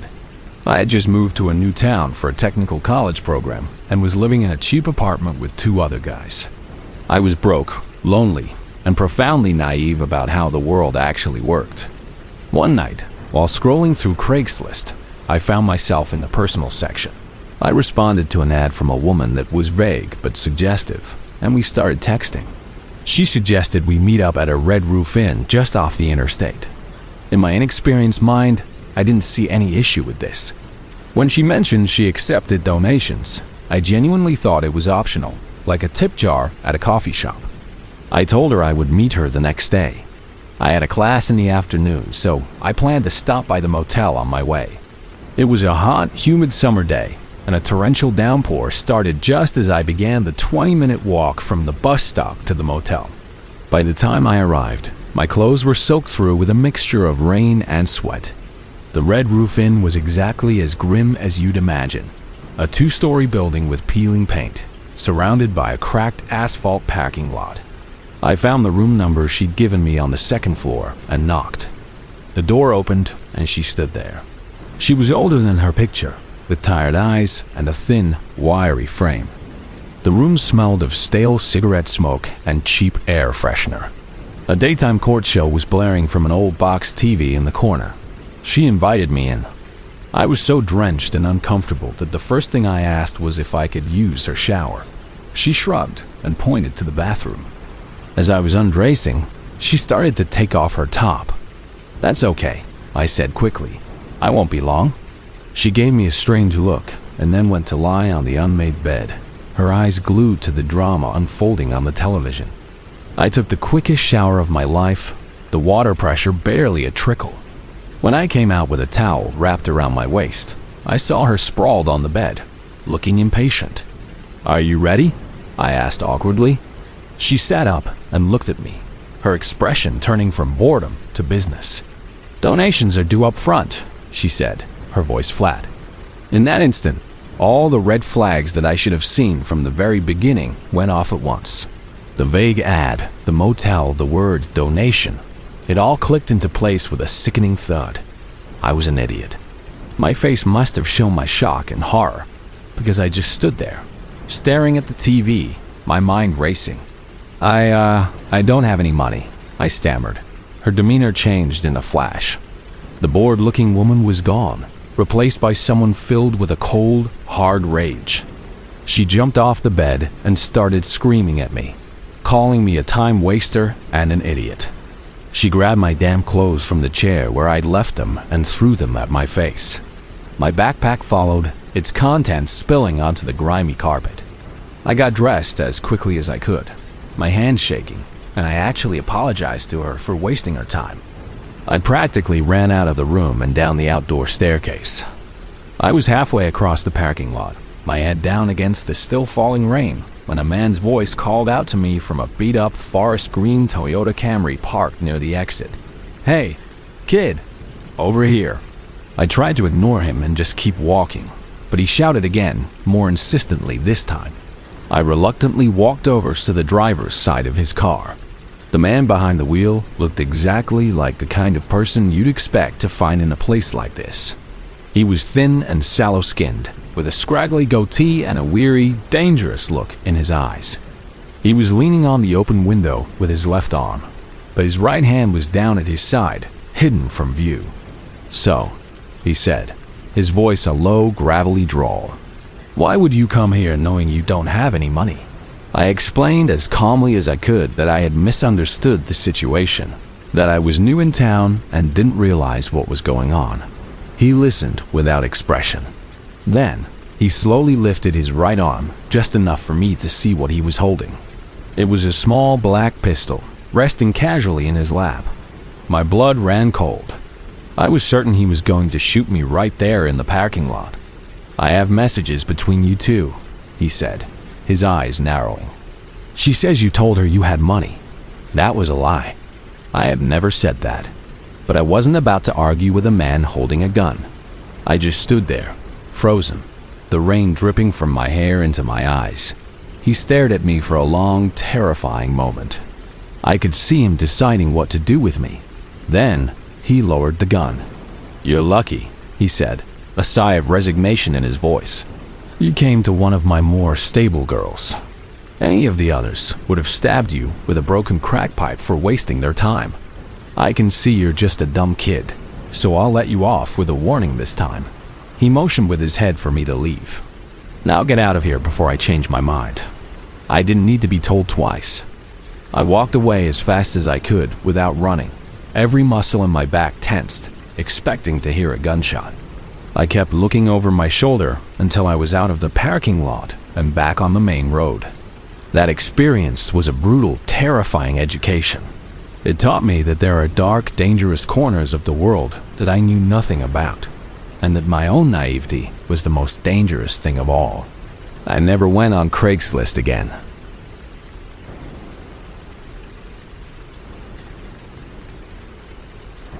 I got really into online gaming during my senior year of high school.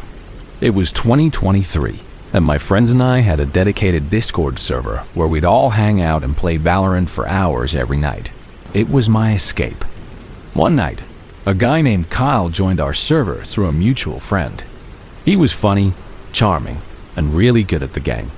We started messaging each other directly, and soon we were spending more time talking to each other than actually playing. We talked about everything: our plans for college, our families, our favorite music. He lived in San Antonio, and I was in Austin, only about an hour and a half away, which made the idea of eventually meeting up seem possible. I felt a real connection with him, the kind that makes you check your phone every 2 minutes hoping for a new message. After a few weeks of non-stop talking, he mentioned his upcoming birthday. He said he was excited to finally be turning 19. I was already 18, and I just assumed he was my age since the Discord server was technically for people 18 and up. I made a casual comment about him being a 19-year-old still in high school. There was a long pause in our text conversation. Then he replied, "Oh, no, I'm not turning 19. I'm turning 18. I'm 17 right now." My stomach dropped. I felt like such an idiot.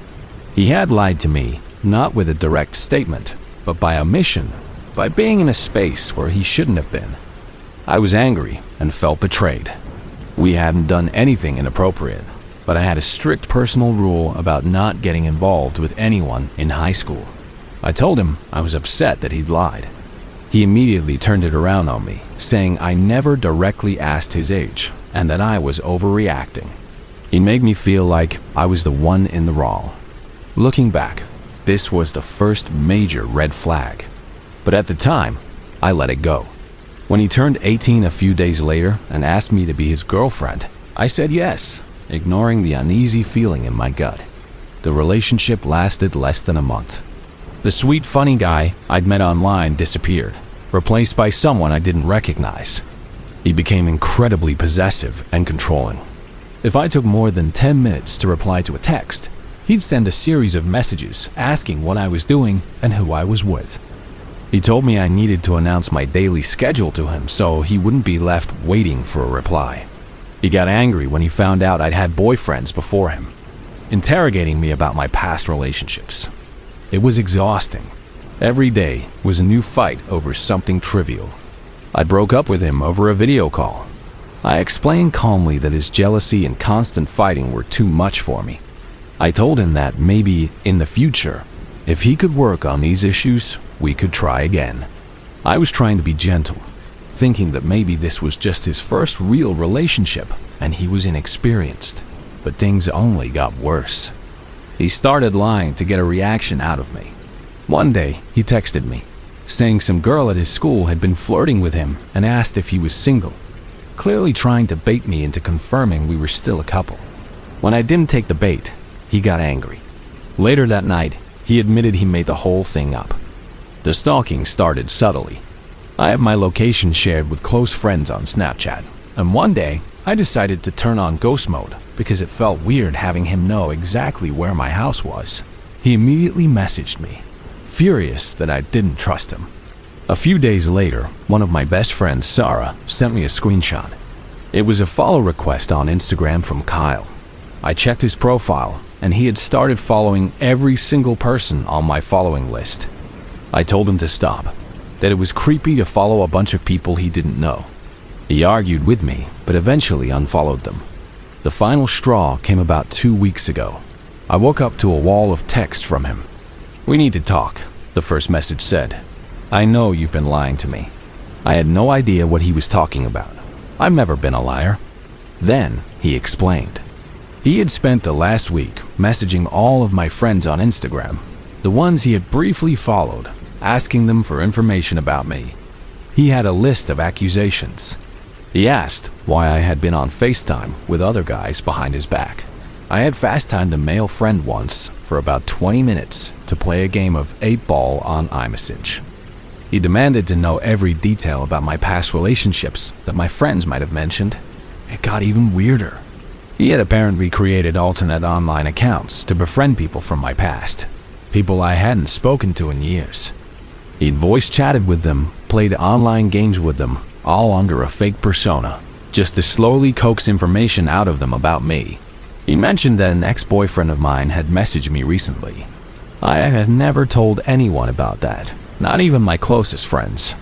The only way he could have known was by somehow getting into my accounts. Around the same time, my Snapchat had been logging me out randomly. I realized with a sickening certainty that he had hacked into my account and was reading all of my private conversations. Then came the final blow. He said he'd found my old anonymous Reddit account and had spent hours scrolling through years of my comment history. He was angry about jokes I'd made and opinions I'd expressed on random subreddits when I was 16 years old. I was more shocked than angry. The sheer amount of effort he had put into this detective work, as he called it, was terrifying. He tried to justify it by saying he was just curious and that he didn't trust me because I was so secretive. He went on and on about how he could have made me happy and how it was my loss. I told him we weren't even acquaintances anymore. He was just some crazy guy I had the misfortune of dating for a few weeks. I blocked his number, his Discord, his gaming profiles, and his Instagram. I changed every single one of my passwords and warned all my friends to block him as well. I hope I never have to see or hear from him again, but I'm genuinely scared. A person who is willing to go to those lengths to invade someone's privacy is not stable. The digital world suddenly feels a lot less safe. I can't shake the fear that his next step won't be online, that one day he might decide to drive that hour and a half from San Antonio and show up in my real life.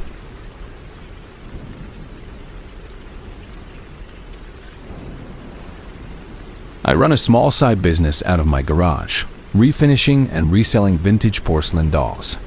It's a niche market, but I have a steady stream of collectors who appreciate the work I put into restoring these delicate pieces of art. It means I'm constantly scouring places like Craigslist and Facebook Marketplace, looking for undervalued collections I can flip for a profit. So, when an ad popped up for a large lot of vintage dolls and accessories with an asking price of only $50, my professional interest was immediately piqued. The pictures were a bit blurry, but I could make out several high-quality dolls and what looked like a treasure trove of original outfits and furniture. It was the kind of deal that could net me a few $100s in profit easily. I sent an email expressing my interest right away. Hours went by with no response. I figured someone had beaten me to it and put it out of my mind. That night, just as I was getting ready for bed around 10 o'clock, my phone pinged with a new email. It was the seller. Sorry, I've been out all day. Where can you pick them up? Sent from my iPhone. The message was abrupt, but I was just happy the lot was still available. I quickly typed back, I can pick them up tomorrow. What time and where works for you? I went to bed, expecting to see a reply in the morning. The next morning, I was running behind schedule. I didn't even check my email until after I'd had my coffee, around 10:30. When I opened my inbox, my heart sank. There was an email from the seller, sent over an hour earlier. I waited at the chapel school for 10 minutes. You're not here, so I'm leaving. Sent from my iPhone. I was mortified. We had never set a time or a specific location. I wrote back immediately, apologizing profusely and explaining that I hadn't received any emails the night before setting up a meeting. I told her I could come to her home or meet her anywhere that was convenient. She replied almost instantly, her tone surprisingly forgiving. It's fine. We can meet at the school in an hour. I felt a rush of relief, but also confusion. I did a quick Google search and found that there were 2 schools in that town with the word chapel in their name. Chapel Hill Elementary and North Chapel Academy. They were on opposite sides of town. I sent another email asking for clarification. Which one? The response was deafening silence. After 15 minutes of waiting, I started to get anxious. I had already stood her up once, and I didn't want to miss out on this incredible deal. I made a choice. I sent one last email. Okay, I'm heading to Chapel Hill Elementary. I'm on my way now and should be there in about 30 minutes. I jumped in my car and started the drive, hoping I had guessed the right location. I arrived at a completely deserted school. It was a Sunday, so of course it was closed. The parking lot was a vast, empty expanse of asphalt, surrounded by a chain-link fence and a line of trees that separated it from a quiet residential neighborhood. I pulled into a spot facing the main entrance and sent a text, letting her know I had arrived. I waited. 5 minutes passed, then 10. I was starting to think I'd been ghosted again when a black Ford Explorer with tinted windows pulled into the parking lot and parked in the space directly next to my driver's side door. A pleasant-looking couple who looked to be in their late 30s were inside. The woman was in the passenger seat and a man was driving. In the very back of the SUV, I could see the heads of two large brindle-colored dogs, maybe pit bull mixes, sitting silently and watching me. The woman got out, holding a large sealed cardboard box. She was smiling, friendly. "You can look through it first if you want," she said as I handed her the $50 bill. I declined, telling her it was fine. The whole transaction took maybe 30 seconds. As the woman was talking, I saw movement out of the corner of my eye. The man in the driver's seat had gotten out of the car, but he didn't just step out. He closed his door quietly and began to walk around the back of their large SUV. My brain registered this as odd. The shortest path to his wife was around the front of the vehicle. Why was he taking the long way around? He came up on my right side, my blind spot, and stood there, just behind me. I was now effectively boxed in between their car and the two of them. I turned to look at him, a startled expression on my face. He had a strange, blank half-smile, and he wouldn't make eye contact. He just stared at a point on the ground somewhere behind me. A cold, sinking feeling washed over me. It was the kind of deep, primal fear that bypasses your rational brain and screams that you are in danger. I was suddenly, acutely aware of how isolated we were. There was no one else in the parking lot. No reason for him to get out of the car. No reason for him to position himself behind me, cutting off my easiest path of retreat. The transaction was over. Why was he standing there? They had trapped me. My car door was open, and I was standing right between our two vehicles. I threw the box onto my passenger seat, without taking my eyes off the man, slid into my car, and slammed the door shut. I didn't bother with my seatbelt. I just started the engine and peeled out of that parking lot, my tires squealing in protest. I glanced in my rearview mirror as I sped away. They were still standing there, not moving, just watching me go. I don't know what their intentions were. Maybe he was just an overprotective husband, but his movements felt tactical, practiced. The dogs, the isolated location, the way he flanked me. I can't help but wonder if I was a dry run for something far more sinister. I wonder if they just got cold feet when they realized I wasn't going to be an easy target. I sold the dolls online a week later without ever opening the box. The whole experience had made them feel tainted, like a trophy from a hunt I had barely survived.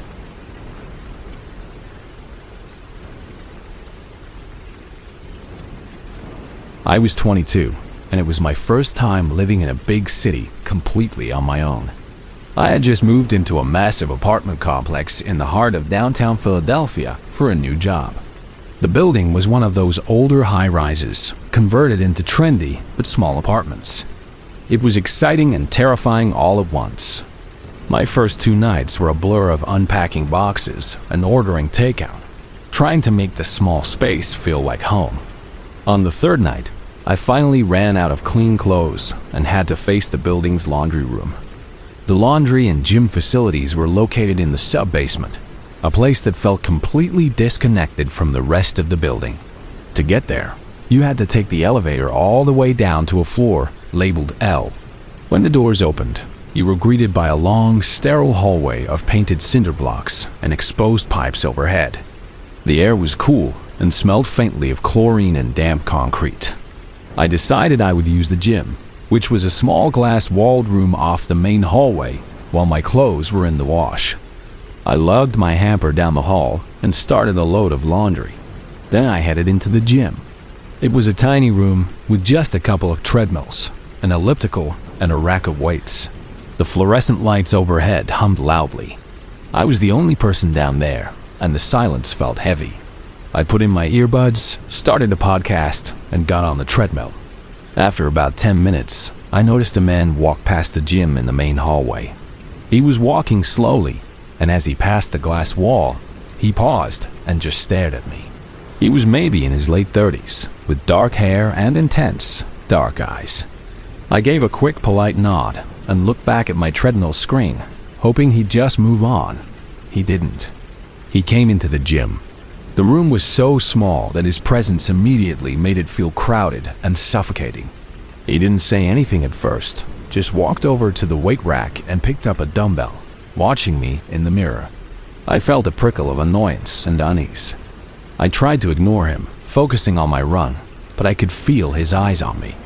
After a minute, he walked over to the treadmill next to mine, which was turned off, and just stood there. He gave me a thumbs up and said, in a thick accent, "Good job." I pulled out an earbud. "Thanks," I said, offering a tight, closed-mouth smile. I hoped that would be the end of it. It wasn't. He just kept standing there, watching me. I finally felt too uncomfortable to continue my workout. I slowed the treadmill to a stop, grabbed my water bottle, and said, "Well, I've got to go check on my laundry." I quickly left the gym and went into the laundry room, which was just a few doors down. My washer still had about 15 minutes left. I sat down on one of the hard plastic chairs and started scrolling through my phone, trying to look busy and unapproachable. A few minutes later, the same man came into the laundry room. My stomach tightened. The laundry room was even smaller than the gym. He walked over to one of the machines, pretending to read the instructions. Then he came right up to me. He held his phone out right in my face. The screen was open to Google Translate. A robotic female voice spoke from the phone speaker. "You are very beautiful." I was taken aback. I mumbled a thank you, my eyes darting toward the door. He smiled, a wide, unnerving smile that didn't reach his eyes. He started typing rapidly on his phone. The robotic voice spoke again. "I am from Qatar. I do not speak English well." He continued typing. "I want to be your friend." I was raised to be polite, to never be rude, and that instinct was warring with the loud alarm bells going off in my head. I have a hard time saying no to people. So, feeling cornered, I just kind of shrugged and said, "Okay." This seemed to embolden him. He typed again. "Can I have your number?" My mind raced. I couldn't give him my real number, but if I said no, I was worried about how he would react. We were alone in a concrete basement, so I did something stupid. I gave him a fake number, just changing the last 2 digits of my own. He smiled and immediately typed a number into his own phone and hit call, holding it up so I could see. Of course, my phone didn't ring. He looked at me, his smile faltering, and a look of confusion and then suspicion crossed his face. He called it again. Nothing. He gestured for me to wait there, pointing a finger at me as if to say, "Stay." And then he quickly walked out of the laundry room and back toward the elevators. A powerful, visceral feeling of danger washed over me. My gut was screaming at me to get out of there. I abandoned my half-washed clothes, grabbed my phone and room key, and bolted from the laundry room. I didn't go toward the elevators, where he had gone. Instead, I ran down the hallway in the opposite direction. I knew there was a stairwell at the far end. I rounded a corner where he wouldn't be able to see me and leaned against the cold wall, my heart hammering against my ribs. I texted my boyfriend, who lived across the country, telling him what was happening. Just then, I heard the ding of the elevator arriving. I peeked around the corner and saw the man get out. He looked around the hallway and then went straight back into the laundry room, obviously looking for me. That's when I ran. I sprinted to the end of the hall, to a heavy steel door marked Exit. I pushed on the panic bar to unlock it, but it was stuck. It wouldn't budge. Panic seized me. I could see my reflection in the small wire glass window of the door, my face pale with fear. In the reflection, I could also see the reflection of the hallway behind me. I saw him come out of the laundry room. He looked left, then right. He was going to check this side of the hallway next. I frantically slammed my body weight against the panic bar again and again. Finally, with a loud clank, the lock disengaged, and the door swung open into a dark, musty-smelling stairwell. I didn't hesitate. I ran up the concrete stairs, taking them two at a time, not stopping until I burst out into the building's main lobby on the ground floor. I was breathing hard, my hands shaking. I told the woman at the front desk, a kind-looking older lady named Sharon, what had happened. She looked concerned and told me she would escort me back down to get my laundry when it was done. About 45 minutes later, we went back down together. And of course, he was there, sitting in one of the plastic chairs, waiting. When he saw me walk in with Sharon, he stood up. He started to give me that same creepy smile, but his expression soured when he realized I wasn't alone. He became very quiet. I quickly moved my wet clothes to a dryer, and Sharon and I left. The man got up and followed us out. We all got into the same elevator. It was horribly awkward and tense. Sharon stood between us. She and I got off at the lobby floor, and he stayed on. Sharon told me she wanted to show me where the other, less isolated laundry rooms were on the upper floors. After she showed me, I thanked her profusely and went back to wait for the elevator to go up to my floor. When the elevator doors opened, he was on it. He had ridden it up and then come back down. He got off and held the door open for me, gesturing for me to get in. "No, thank you," I said, my voice shaking. "I'll wait for the next one." I did not want him to know which floor I lived on. He got fully off the elevator, letting the doors close. He started pacing back and forth in the lobby, huffing and puffing, clearly agitated. When the next elevator arrived, I got on quickly. He tried to get on with me. I immediately jumped back off before the doors could close. "Come on," he said, his voice low and angry. "Come inside." He started walking toward me, his face a mask of frustration. I didn't wait to see what he would do next. I turned and ran back to the front desk. Sharon was already on her way toward me. She had been watching the whole thing on the security cameras. She escorted me all the way up to my apartment and waited until I was safely inside with the door locked. I am so incredibly thankful she was there. I know he didn't technically do anything illegal, but the feeling I got from him was one of pure menace. I bought a membership to a gym down the street the next day, and I only ever used the laundry room on the top floor after that, always during the day.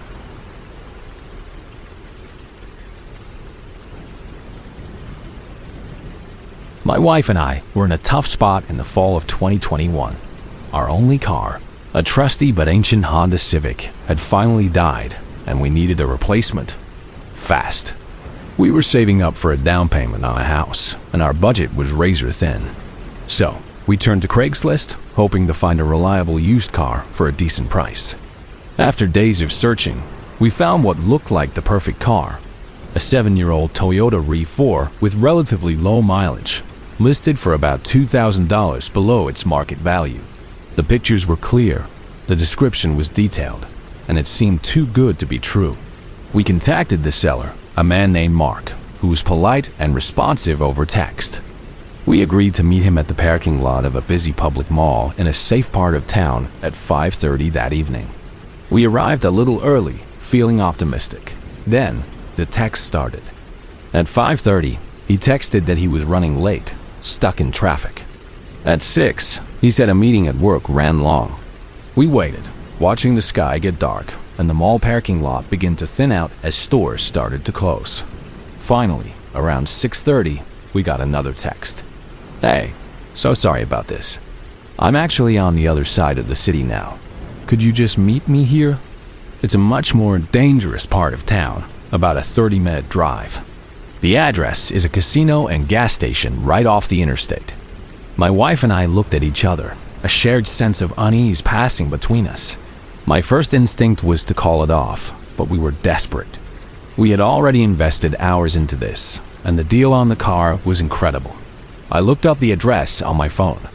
It was a well-known, slightly seedy 24-hour establishment. I reasoned that even at 7:30 at night, it should still be busy and well-lit.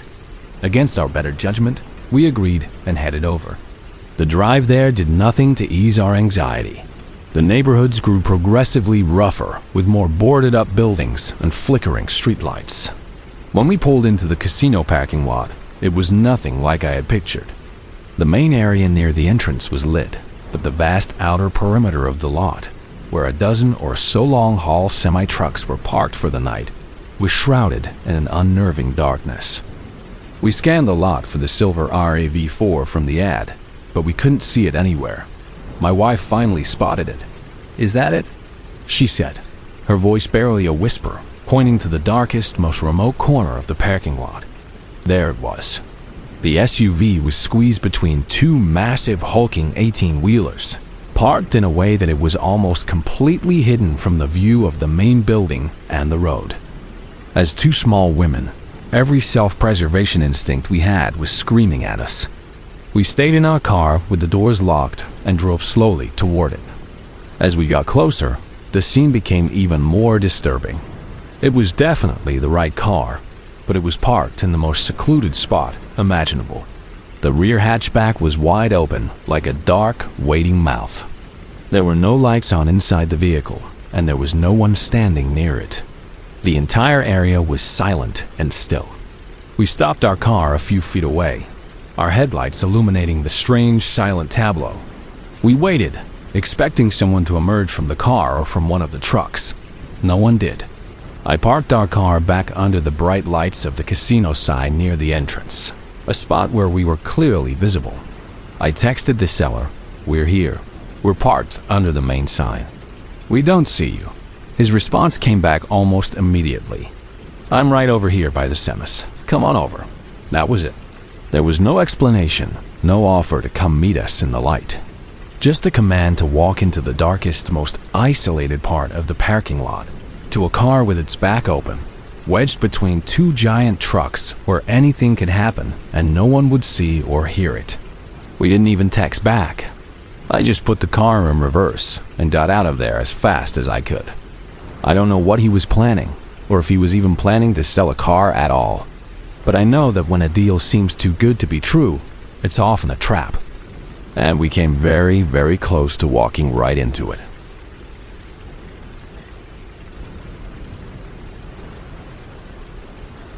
My husband, Michael, had told me about Isabella before our third date. He'd laid it all out on the table, wanting to be completely honest. She was his college girlfriend, a woman who had gone on to be crowned Miss Florida in 2019, and their breakup had been, in his words, a little messy.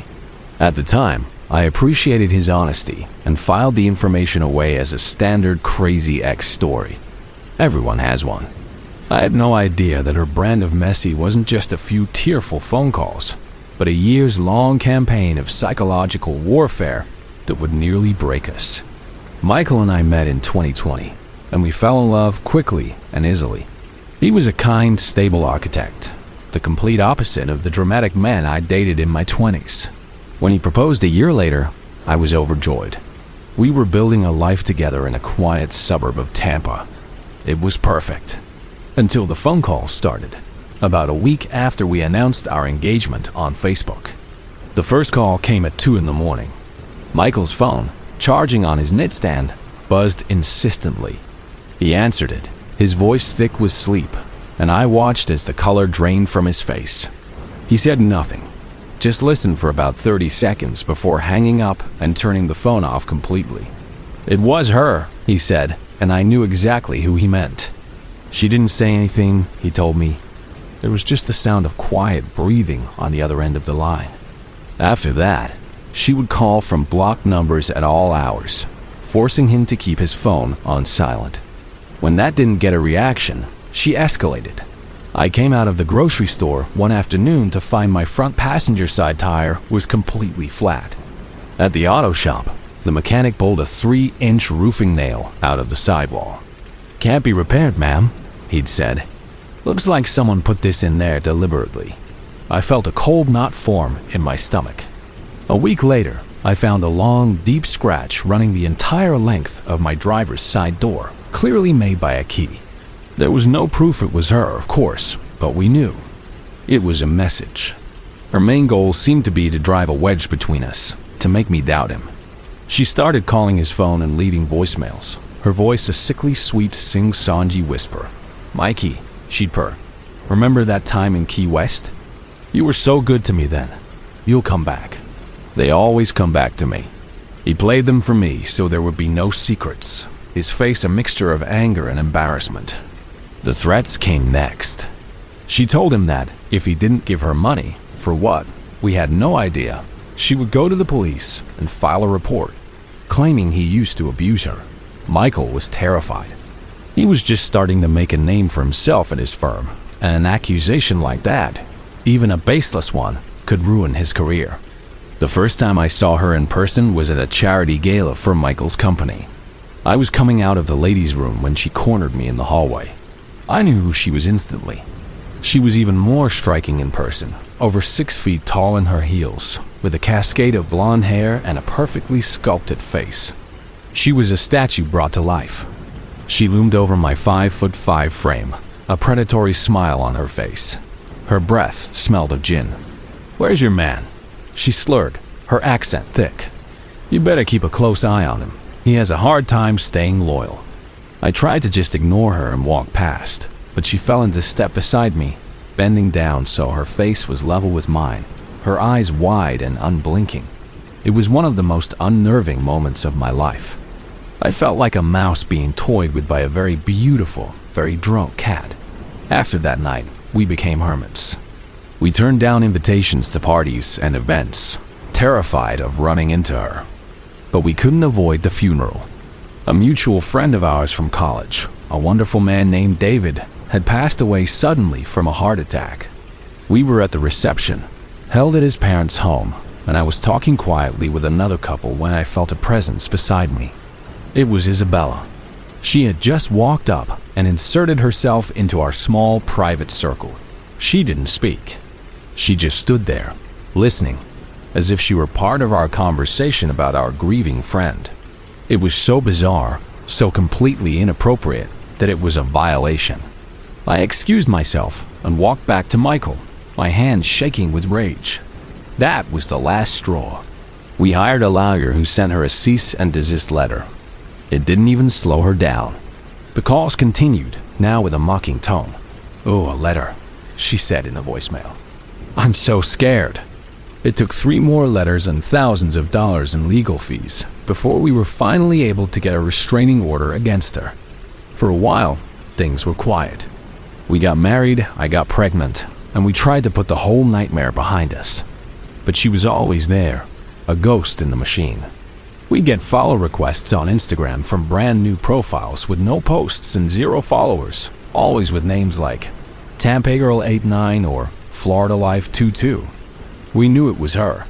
The profiles were always already following her brother, or her best friend, or some random person from our lives, like my mom's hairdresser or Michael's junior colleague. It was insane. Last I heard, from a friend who still travels in those circles, Isabella's life has completely unraveled. The pageant money is long gone. She's been in and out of rehab and is apparently living in a women's shelter. Part of me feels a flicker of pity for her. There are clearly deep-seated mental health issues at play. But then I remember the fear, the feeling of being watched, the way she tried to systematically dismantle my life and my relationship. When I look at pictures of her now, the ones that pop up on those "Where Are They Now" articles, I don't see the beauty queen. All I see are her cold, empty eyes. And now that we have a baby daughter, the fear has a new, sharper edge. I'm always vigilant. I don't know what a person that desperate is capable of, and I pray to God we never have to find out.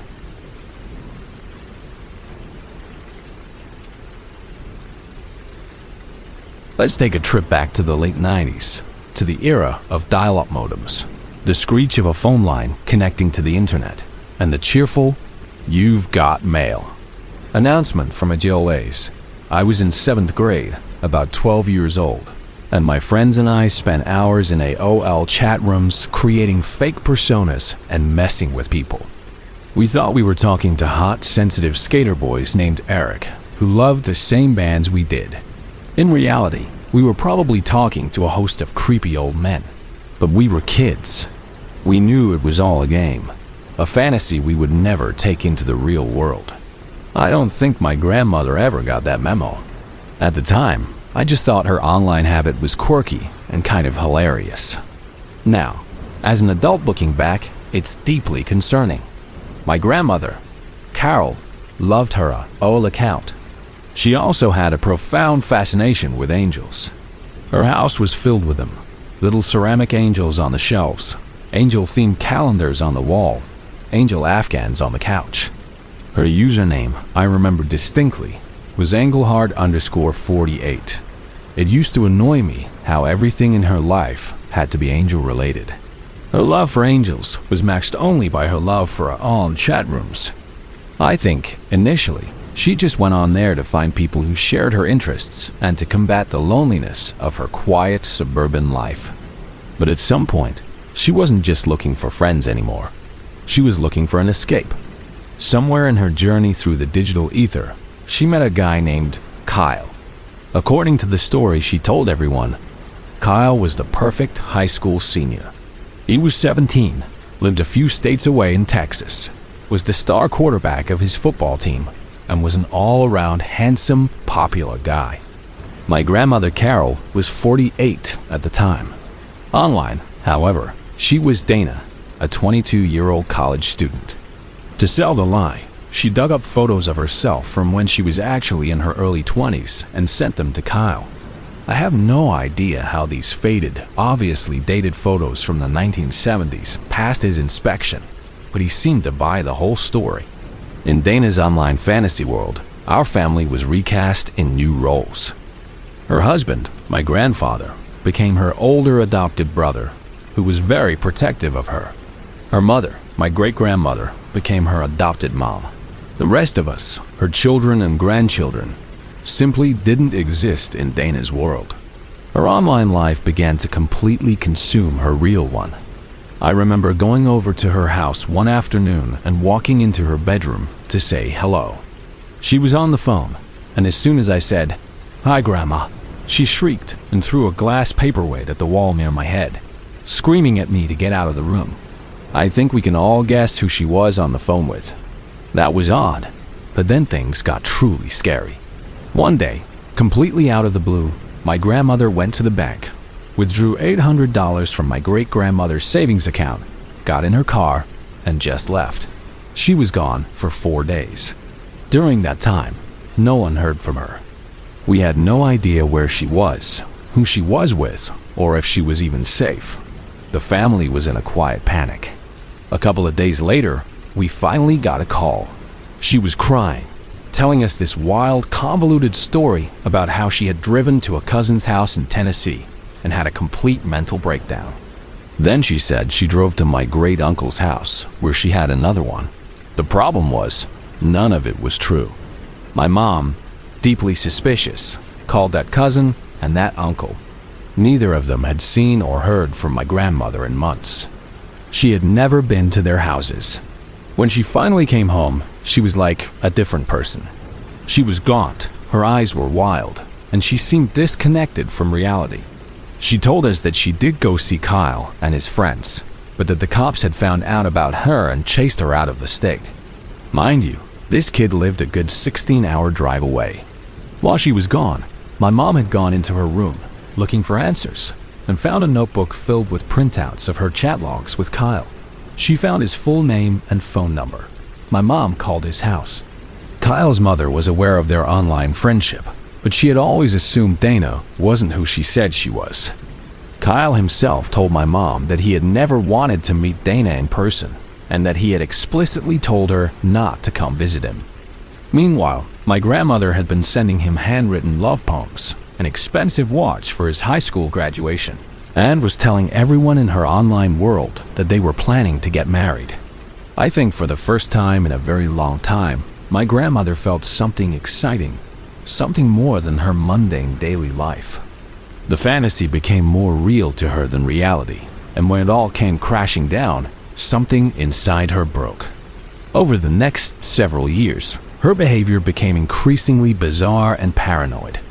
She would cover her TV, her windows, and every mirror in the house with black sheets, convinced they were two-way mirrors and someone was watching her.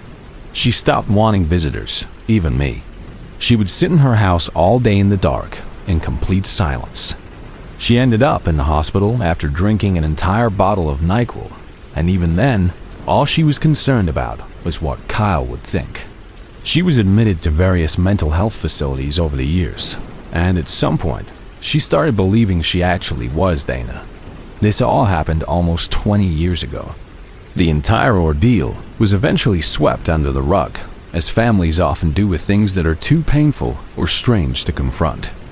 We never found out what really happened during those 4 days she was gone. She's in her late 60s now, and while she's more stable, she still has her moments. After this experience, she became terrified of having her picture taken or posted online. A few years ago, someone convinced her to get a Facebook account, and she added me. I respected her wishes and never posted a single photo of her. This, for some reason, made her incredibly angry, and she said some horrible things to me. We don't really have a relationship anymore because of it. I don't know what to think. Somewhere along the way, I lost my grandmother to a fantasy.